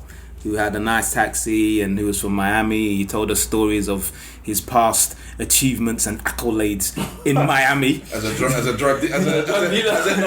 cargo driver. You know, as a cargo driver and somebody. You got deported. Yeah, he was a sole trader. Just put it that way. But nah, he had a lot of good stories. And obviously, when you come to a new country, you're just wondering, are these people trying to hustle you? But he seemed quite, he seemed about his game, and he was looking to get a little bit out of us, but at the same time look after us. So he told us about this Cubana place. He also told us about what he has. He says, if you want women, I can give you women, tall, short, black, white. I got 86 bitches. And he didn't just say that once. He said it a few times. He hasn't got 82. He hasn't got 91. He's got 86. He's very particular about that particular number. Exactly. I got 86 bitches. You know when someone's specific, you start to believe that. Not only has the 86 bitches, the man kept telling me he's got 2 wives as well. Yes, He's yes. got 2 wives. And they live in the same house as him. He goes, I work 20 hours, then I go back to my 2 wives and all my children. And I have to then deal with the 2 wives, and I'm like, who asked you to have 2? You gotta have 2, man. Yeah, one of his ladies, or one of his girls said, look, man, we're here, we're with you more time. We come to the house. She's here. Why don't we just all stay together? And then that was it. He asked the one that was living in the house. She said, okay. And Marley's your dad's brother, man. You short the story from what I heard. The way he put it with me is he had one in his house. Apparently, he's built his nice big house from his cargo money. And he had one, and he had another one that would pop in and out. Yeah. And then eventually, the one that popped in and out made the request. She handed in her request to stay, as opposed to just be. What's it when you just come when you come on satellite work? I know. She wanted the home base, and the one that was there didn't like it, and he said, "Okay, then where you can go." Ooh, that's what he told us the night I bought the cigar, right? Yeah, he said you can go then. Like, not that it was that cold about it. He tried to keep them both there, but in the end, he's like, "Well, this is what I want. So if you don't want it, then maybe you can go." And basically, she knew what side the bread was buttered. Some of us actually met her wife.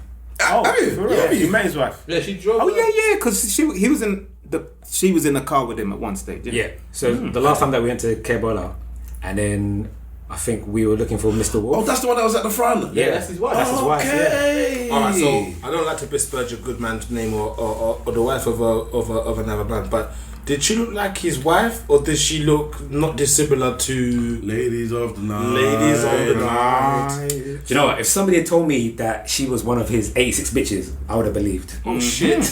Goddamn 47. Listen, but things can change from one to another. Of course. Because I was walking down the street and I saw this grown, pale gentleman and a younger lady who's clearly a native, and they were walking like they were man and wife.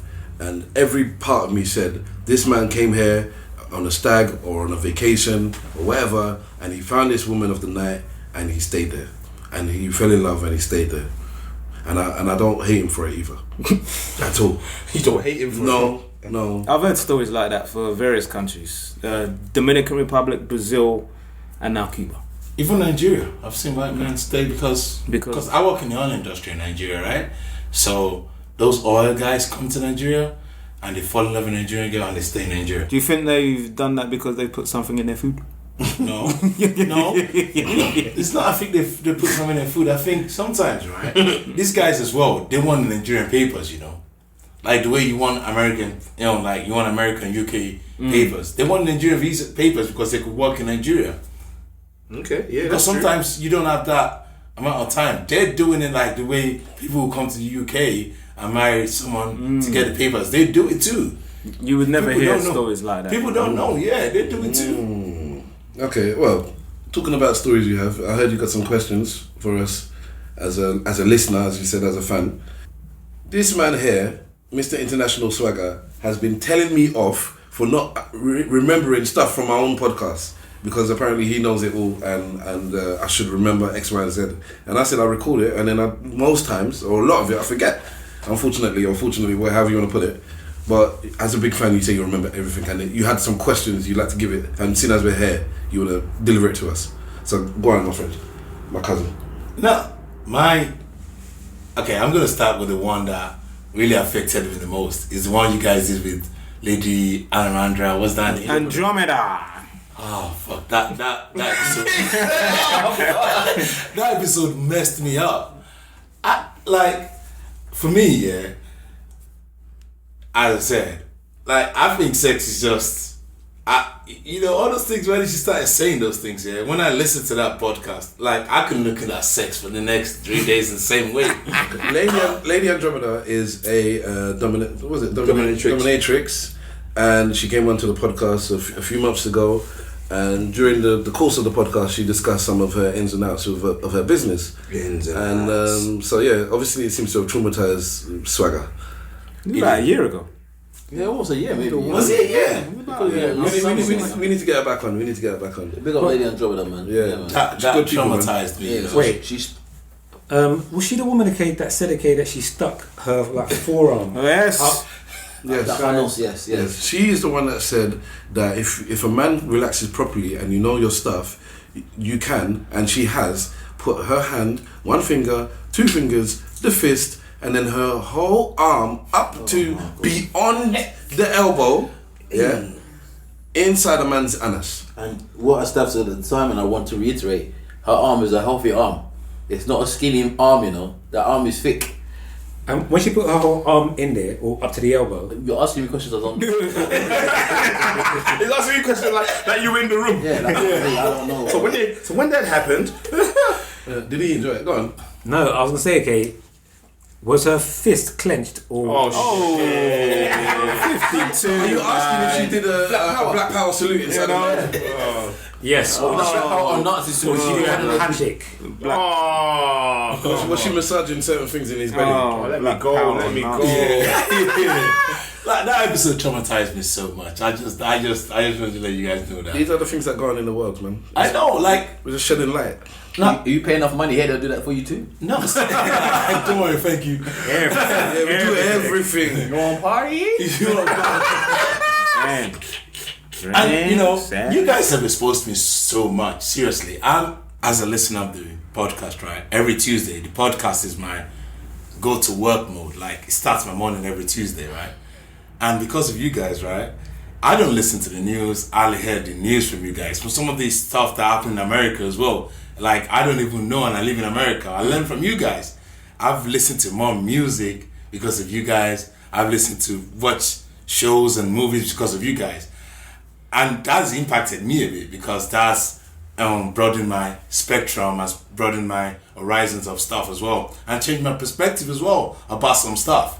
You know, I've lived in Nigeria, and some of the things that you guys say, I'm just like, why are these guys thinking like this? Because I just think like you guys overreacting sometimes. But when I listen to some of your conversations, it changes me. Has anyone ever come to you guys like, how much impact you guys have made just by listening to your podcast on them? I think from my angle, we've had. So, but are you really just gonna pretend like you've been there with this type of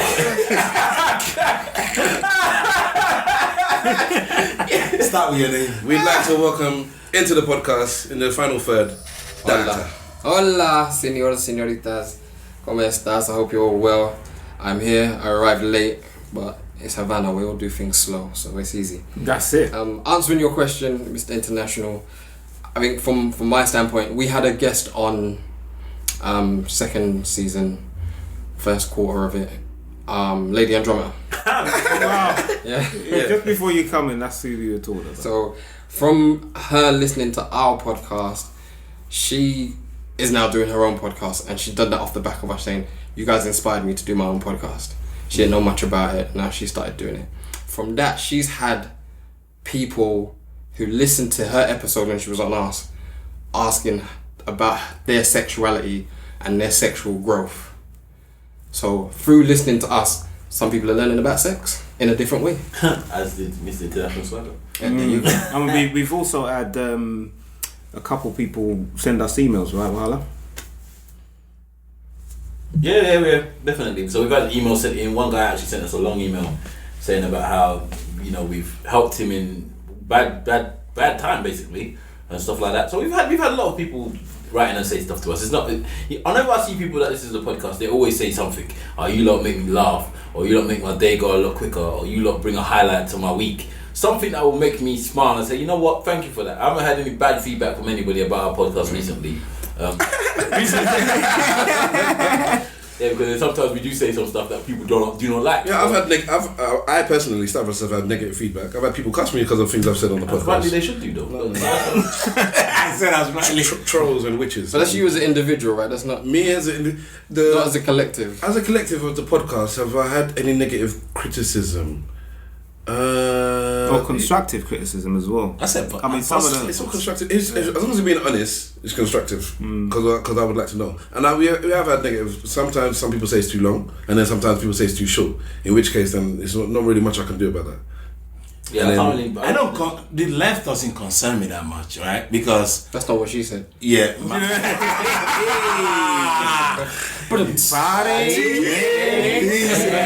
86 bitches. So the left doesn't concern me too much because for me it's my morning. I'm out of the house 5 o'clock. I plugged in my car. I'm listening to podcasts on Tuesday. From 5 to anytime I can listen to the podcast because my office people don't come until 8, 9. So I'm in the office. I'm listening already. So the left doesn't concern me actually. What I've told Wahala sometimes is the fact that, the things, maybe at that time I was listening to other UK podcasts, which sometimes I can't listen to any of them anymore because I don't agree with some of the things they say or I don't like the way they flow. But it's just like the same topic you guys are repeating, and I just felt like you guys, why I like you guys is because you talk about your private lives, you talk about a lot of stuff, and you just flow. And that's the best podcast I've liked. My best one is being the one Simple Simon talked about his child. I've listened to that one 3 times because that episode just makes me so.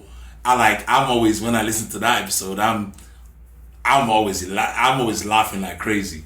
Like there was one night I was working all night and I was talking to some people in China. Actually, I was in the US. And when I finished smoking, I couldn't sleep, so I started listening to the podcast. I was laughing. My wife had to run from downstairs. What's the matter? that episode was the. I think your episode is better when you're not. I'm not saying don't talk about the things that are happening, but when you're not flowing and you're just talking about what's happening around you and you're just flowing. That's the best part I've always liked. I would segue like Wahala does. I know you guys put your private lives out there a lot when you talk about this podcast. You're talking about your wives, your kids, your family and all that.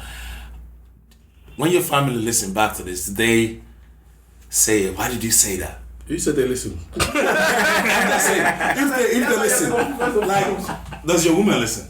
No, not really. She doesn't listen. My woman doesn't listen anymore. No, but she started again recently. I think something happened. So she's keeping tabs on me because she realized, I'll know more about this because she doesn't listen to me at home. Yeah, but she's still. So it's not that I don't tell her everything that happened on the podcast to her face, but she don't listen to me. So there's certain times there's something I think that happened about 6 weeks ago, and I said on the I told her I said it on the podcast, but she heard it on the podcast more so than she heard me, and she's like, maybe I should actually start listening to this again and listen to my husband.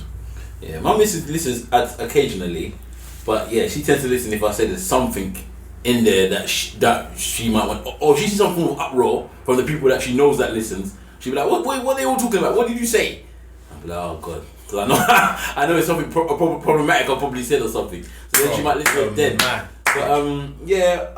I've had some things I've said there that she hasn't liked, but then I've had some things that I've said there that she's really liked a lot. But what it does do is, as Steph said, sometimes it reinforces the things that you said in your personal life with them that maybe they didn't understand when you said it the first time, but maybe because you got a little bit more time or you're not discussing it with them, or maybe you're discussing it and they're listening in, they understand a bit more about you as a person. So I don't know, maybe listening to stuff about me in my past as well, because remember, I think for all of us, we wasn't with our partners when we started the podcast. So if you go back to season 1, you're gonna hear things that you probably never you've probably not heard of. I've had ex-girlfriends on my podcast, you know what I mean? So she could have gone and listened to one of those episodes and be like, so that was the ex-girlfriend that we spoke about, or did about, stuff like that. So yeah, this is it's made, I don't know. What parents have been on the podcast, so that's another aspect. Yeah, but they used to listen. They don't listen anymore.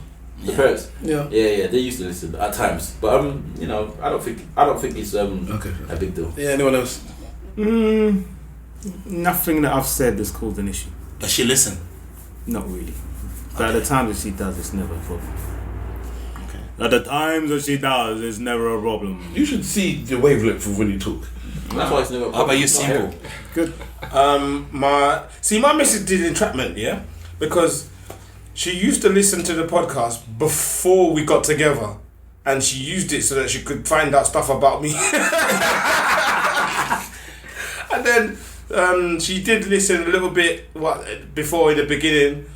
She doesn't listen to it anymore. That's no problem, and my family doesn't listen to it either, so that's not an issue for me. I can imagine that maybe my aunts would have something to say. Well, why did you say that? But what can you do? It's my life. I'm telling my story. This is my story. That's how about you? My family dip in and out. They don't really make much comments about it. They just say, "Oh, you're still doing that? That's good." Done. My missus, she did in the beginning. She doesn't anymore. Because it's like, it's a waste of my data. So I'm like, right. Fine. Why do you think your other halves don't listen to it? Don't know. I just think the closest people to you are the ones that don't listen. Exactly. My woman generally doesn't listen to me, so this is not a surprise. This is an extension of life, really. Does that bother you guys? What, that they don't listen to it? Yeah. No. Not really. Not really. Not really. But so what's not It really? would bother me, you know. Why? Because like, it's supporting me. Like for me, if I'm doing something and the person that I'm closest to is not listening to it, and I expect other people to listen to it, that means it's like, I don't know, it will bother me somehow. I just feel like she's not supporting me. It's like doing a film, Yeah. and your partner doesn't watch Watch the it. film or Yeah. writing a book, Yeah. and they don't go out Read their way it. to actually read it. I think that if they feel, I think in some ways it's a compliment. How's your compliment? All right. Well, let me just stick with this. I think if they feel you're up and coming and you need assistance, you need help, you need the what do you mean? Whatever. You need something. Yeah, the support. Then I'm there for you. But I think it gets to the point, and I think it has to with us. I would like to say we're established podcasters now, and we run it every single week. We're in another country and we're still producing. They don't see us as, you guys are professionals now. This is almost like it's your job. You don't expect me to come to your job and help you with your printouts of this or with, Come on, move my mouse, Jared. What do you or with that. It's like, this is what you guys do. You don't need me. You don't need me there anymore. I think any person that artistic kind of person, I think once they've reached a certain level, the people that's really, really close to them, and again, don't necessarily feel they need. You don't need my support anymore. You're solidified. I think I'll be a bit annoyed if we did a live show and my missus said she's not coming. That's why I'll be a bit annoyed. Like, what are you not coming to? What do you mean you're not coming to the live show? If that's because that will probably be one of the places where I think that will require maybe, moral support. Just to have some people that you can look in the crowd and say to them, "Oh, my missus is here." But for me, I'm gonna be honest. I know this is the podcast. As me, she can't find something to be upset with me about, so I'm alright. That's alright. I don't know what I'm gonna say that could particularly offend or not. So in that way, it's alright. And to be honest, she's got a lot of stuff that she doesn't listen to podcasts in general. If she was listening to other people's podcasts and she wouldn't listen to mine, it's a beef thing. Like, you listen to this man, listen to next man, you don't listen to mine. Yes. Like, it's a beef thing. But she doesn't listen to podcasts in general. If she was a podcasting person and she said, "Well, you know what, I ain't listening to yours, but I listen to this person's or that person's," then I'll be vexed. Like, I listen to the next man podcast, not listen to mine. Do you know what? Similar to what Big Wahala said, 52 weeks later here. So my wife doesn't watch the YouTube videos that I did. And the thing is, I think it's a case of that, it's not even that she doesn't even listen, to, it's not because she doesn't normally listen to YouTube videos, it's that she's not interested in that topic, that subject. It's only because I'm there that she started watching it in the first place. So like, I think same way with the podcasts, like they know you, they know like the crew, and so like the thing is, it's just like, oh, these guys talking again. And So, they've been there before. Yeah. This is it. So like the thing is, if there was a similar like ESN crew, okay, and then okay, they were doing the same topics, exactly the same thing, I can understand you guys being upset, but I just don't think they're in that podcast kind of like realm. I agree. I got a friend who said that she don't listen to the podcast. I said, why? She said, because you're on it. I said, what's that got to do with anything? She said, I don't want to hear your voice. I said, okay, thanks. Oh yeah. Damn. The actor, what about you? I know your woman is South African. And Yeah, it's not their culture, it's not their lifestyle. They don't listen to podcasts. It's not a thing for them. It is the house. This is house. We do a podcast around house. Maybe she might listen. I don't know. Maybe. But yeah, it's not their culture to listen to podcasts. Okay. my last one. Oh, go on. Yeah, my last question is I've listened to podcasts that are not as big as you guys, right? And they have sponsorship or somebody. When are you guys gonna do something like that? Because When I they think pay us the correct money. because I think you guys are big enough. As I'm saying, like I'm always looking at it like this guy should be making money off this without putting this much effort in making something as good as this. You guys, I'm not showing that. I think we can talk about some of the things that we're doing. We're going to be on BBC Radio London again. We was on there at some stage about a year. I think it's about a year ago in February. Yeah, I saw that. This time last year. And if we weren't on the trip, then we would have been on Sunday. And I've just told the guys. Yeah, now. thanks for telling us. Yeah, I got the text message, I think maybe yesterday or so. So it's news to everybody. But yeah, we are away, so there was no way of us getting on there. But it's most likely that we will be on there in the next few weeks, and also Colourful Radio Network. And a few other things after that. So we are doing things, and we're going to have quite a few special guests on the podcast as well to help push our brand. So you want to answer his question?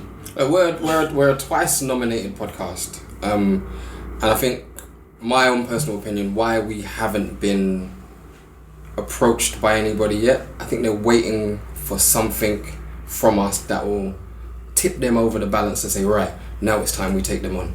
Now it's time we give them money and make sure they blow to bigger proportions. That's me personally. I think it's more about popularity. So I mention those things because we're using that as a tool to boost our popularity. So when the popularity does raise a little bit, I think you'll find that people will start to notice us a little bit more and then begin to give us our accolade. We got nominated twice. Yeah. For what? Got the Screen Nation one, and what was the one, the podcast awards before that? Oh shit! Oh yeah. Okay. So without pushing ourselves, we're still kind of out there. I think that in the podcasting world in the UK, a few of them know us, and we're quite respected in the black podcast field anyway. In the UK black podcast field, we're quite respected to some respect, which for me is enough. If I'm going to be honest, I would like to be able to get sponsors in and maybe get some money from sponsors, but it's not in my brain the be all end all if we don't get something like that. And I can completely understand anybody that listens to us will say, you're not the first person to say that. You should be making money from this. You're not putting in the time and the effort, and eventually, hopefully, it will pay dividends. But right about now, I just want to give a good product. I'll do this for my mental health. It's the truth, you know. I did this have a chat, man. I want to have a chat with my boys. It allows me to see my boys every week without fail, have a chat, discuss some things that's going on. You know, things that are personal to us and things that are not, and I like it. I don't like it when we do it late, but I do like it. So for Wahala, we're emotional hostages. Basically. Yes. How can you be an emotional hostage with someone that doesn't have any emotions? It's just Frango. 52 weeks. We're rolling down. Do you want to explain what your 52 weeks later is thing? And if there's anything that you would, if you want to give us any glory as well. I'm only joking. No, tell us about yourself, and then we can see what that actor has done since he's been there, since we ain't seen him that much, and then wrap up. Alright, yeah, so 52 weeks later, it's my project to write a book in 52 weeks. Well, initially it was to write a book in 52 weeks. It's going to take a lot longer than 52 weeks. So it's about me and my travels as a black guy traveling Japan in the year 2010 to 2011. There's going to be a little mention, shout out to the ESN crew because they were actually part of my adventure. Gaza. And so I did I've got a YouTube channel which I recorded for 52 weeks, the process of writing a book. I've taken a little hiatus. It's going to be... That is our Ghanaian say hiatus, yes. Hiatus. And records. Pre-exit. No, that's librarian. Anyway, so I should be starting the whole process of writing a book in July 31st. And so yeah, check out my YouTube channel, which is 52 weeks later. One question. So, You know, you said it's taking longer. If you do the accumulated time that you've actually been working on it, will it still be 52 weeks, or will it just will it be over? So you know, like you can say, I started on this day and then I finished on that day, but the actual days that I did put work in, was that 52 weeks? Have you gone over that number already as well? The thing is, you can't really quantify it because, like, some days you only do like maybe say 5 minutes of like the writing work. Yeah. And then other days, like, you could be doing like a whole 9 hours straight. Yeah. But the plan is, so I did it for 52 weeks. Then I'm taking a hiatus for 52 weeks. Yeah. And then the plan is to complete it in the next 52 weeks. So all in all, that would be 3 years, 2 years writing, 1 year kind of like gap for like to do family stuff and such. It's interesting because I want to read it, because you sparked my thing to want to write as well. This is Stavros, because when 52 weeks started this thing, and I'm thinking, boy, man, I'll be real with you. I thought I should have written a book 20 years ago, and you're gonna come in and just leapfrog me, and you're Ghanaian, and I can't let that really happen. So I wanted to write, but then the lazy side of me said, no, sit down, have some cornflakes. Don't worry about him. It's okay. So I'm interested in seeing what you're doing. And I wish you the best, bro. I honestly do. And once you start, hopefully you spark everyone else to do something as well. So as much as I know you're a fan of what we're doing, I'm a fan of the fact that you're going out there and doing something creative. And because not a lot of people, like I'll take myself for instance, I talk about it and I don't do it. So I appreciate when somebody talks about it and does it, and you're doing it. So congratulations, well done. Thank you. And like, the thing is, as well as just writing a book for me, this whole process, I wanted to help inspire people, and then I thought by doing videos and such would kind of like keep me on track, because people will like tune in to see the videos, and it puts more pressure on me to actually complete it. Accountability. Yeah. That's it. Give seconds. That's the only reason this podcast exists. In terms, if these four weren't here, I would not be doing a podcast. I would have stopped long time. So I get that. You got the whole world watching you. I just got 4 blacks. You definitely got about 6 book purchases in here already. So if anything happens, I ain't buying this book. What? You ain't buying it? I ain't buying this book. Why? Because you don't deserve my money. Wow. And he knows why. It's Ghanaian. Yeah. I told you Big Wahala is my arch nemesis. He's Nigerian, I'm Ghanaian. He supports Arsenal, I support Man United. He's big. I'm normal size. Covering your mouth. I'm normal size for my country. For your country. I like that little addition there. No, we are opposites, but I'll buy his book, man. I'll buy his book. That's to trash it. That's the best way. I'm gonna go listen to all his YouTube channel now, because I like supporting people. And for me, because I'm not a creative actually, I'm that guy that likes to think and get things done. So I've always wanted to know how you guys do this podcast, and seeing this today, like, this is something I can do.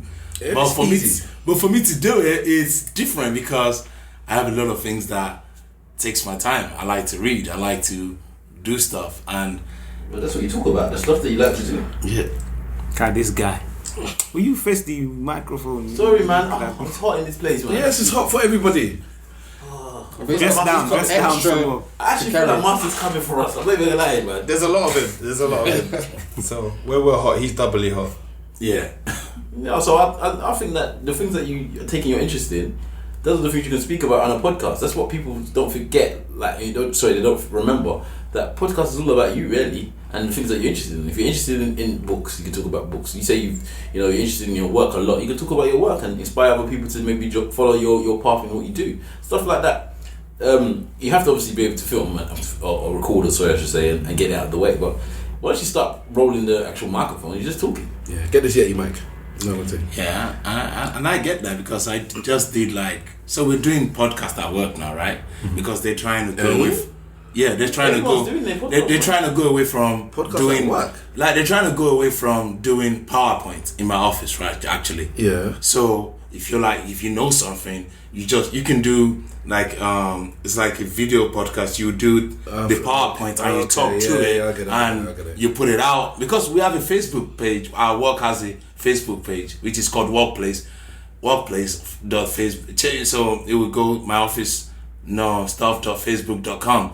but it's only people that work in my office that can see it. Yeah. So you put a video on it, but you can only put things that are work related. So okay, I understand. So teaching things. So you want to learn how to stick your whole hand up somebody's anus? Let me show you how. No. No, you won't be like that. So I did one actually recently I did one on the act of networking, because I can network with anyone.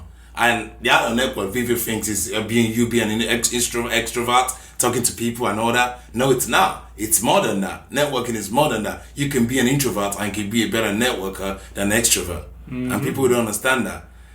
So I just did a little video on that, and it's been getting great reviews. Why don't you start off with that, bro? I don't know if I want to put it out there, so maybe that's the fear I have actually. But I'm really glad that I could witness this. Simple Simon needs to see that video when you being a networker. Oh my god. He needs it so bad. Shots The way fired. the way I'm scared of the hoes is I'm scared of normal human beings in a networking situation. What's your name? You don't have to see. Think about networking is you don't have to. It doesn't have to be face to face. People network via emails. People network via phones. People network. I have somebody that is we don't really talk. We don't really do, but we go exercise together. That's the only time we network. But like when we're doing that exercise, we're talking about stuff that's interested in him, and it has to be a mutual relationship. People don't understand that. So, I did that, but I think I might just go ahead and start put something out there. Yeah, why not? Do it. And Mr. International, you said about you don't have enough time. Like with the 52-week later process, you kind of like analyze your whole day, and then you actually realize you do have more time, than you actually think you do. Yeah. And it doesn't have to be an ongoing thing forever. It could just be a 3-parter, 5-parter, something like that. It's no biggie. All right. The actor, we've barely seen you. We're going to finish off with you.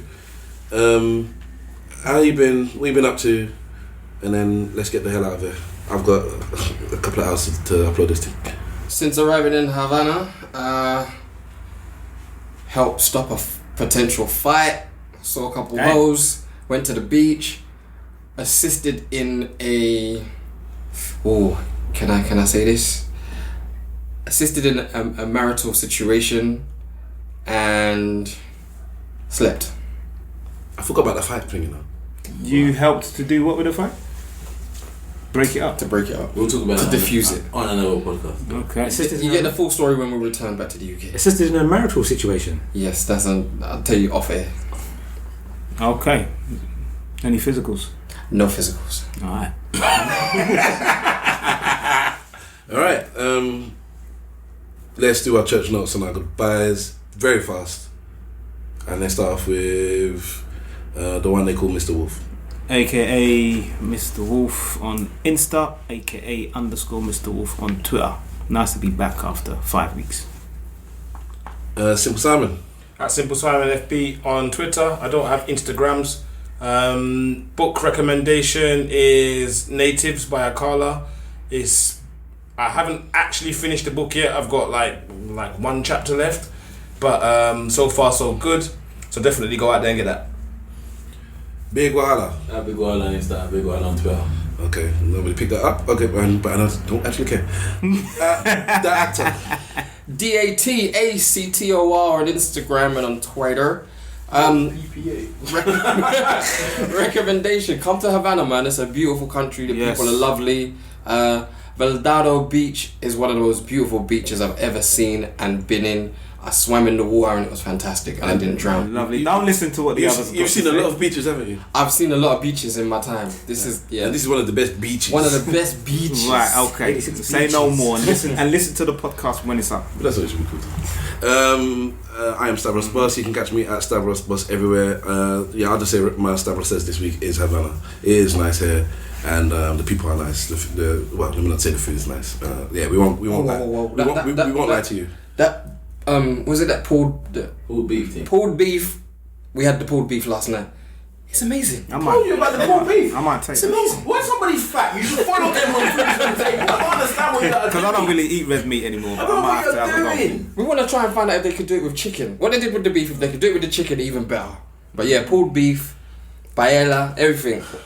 Shit. Trying Yeah. to say that every country where rice and beans is a staple, the women have big bums. Yes. Let me get that, thank you. Yes. All right, so to our guests, we'll start off with the one on my right. Thank you very much for coming to the podcast and to the Stag. Very much appreciated. 52 weeks later, talk to the people. 52 weeks later, you can catch me on Twitter, on Instagram and YouTube at 52 weeks later. Everybody has a story to share, and I'm sharing mine with you. Yes. And he's gone in, so you probably don't care about the story, but help him out. Free Ghana. Please help a poor child in need. And thank you again also for coming to the Stag. Our cousin, that's Stavros and Wahala's cousin, the big man, Mr. International Swagger. Mr. International Swagger here. Follow me on Twitter, AY, which is AWHY_M.I.S, both on Twitter and Instagram. I'm reading the book Becoming right now by Michelle Obama. It's a good book. I'm on the 4th chapter. I think it's a great book. I recommend you read it.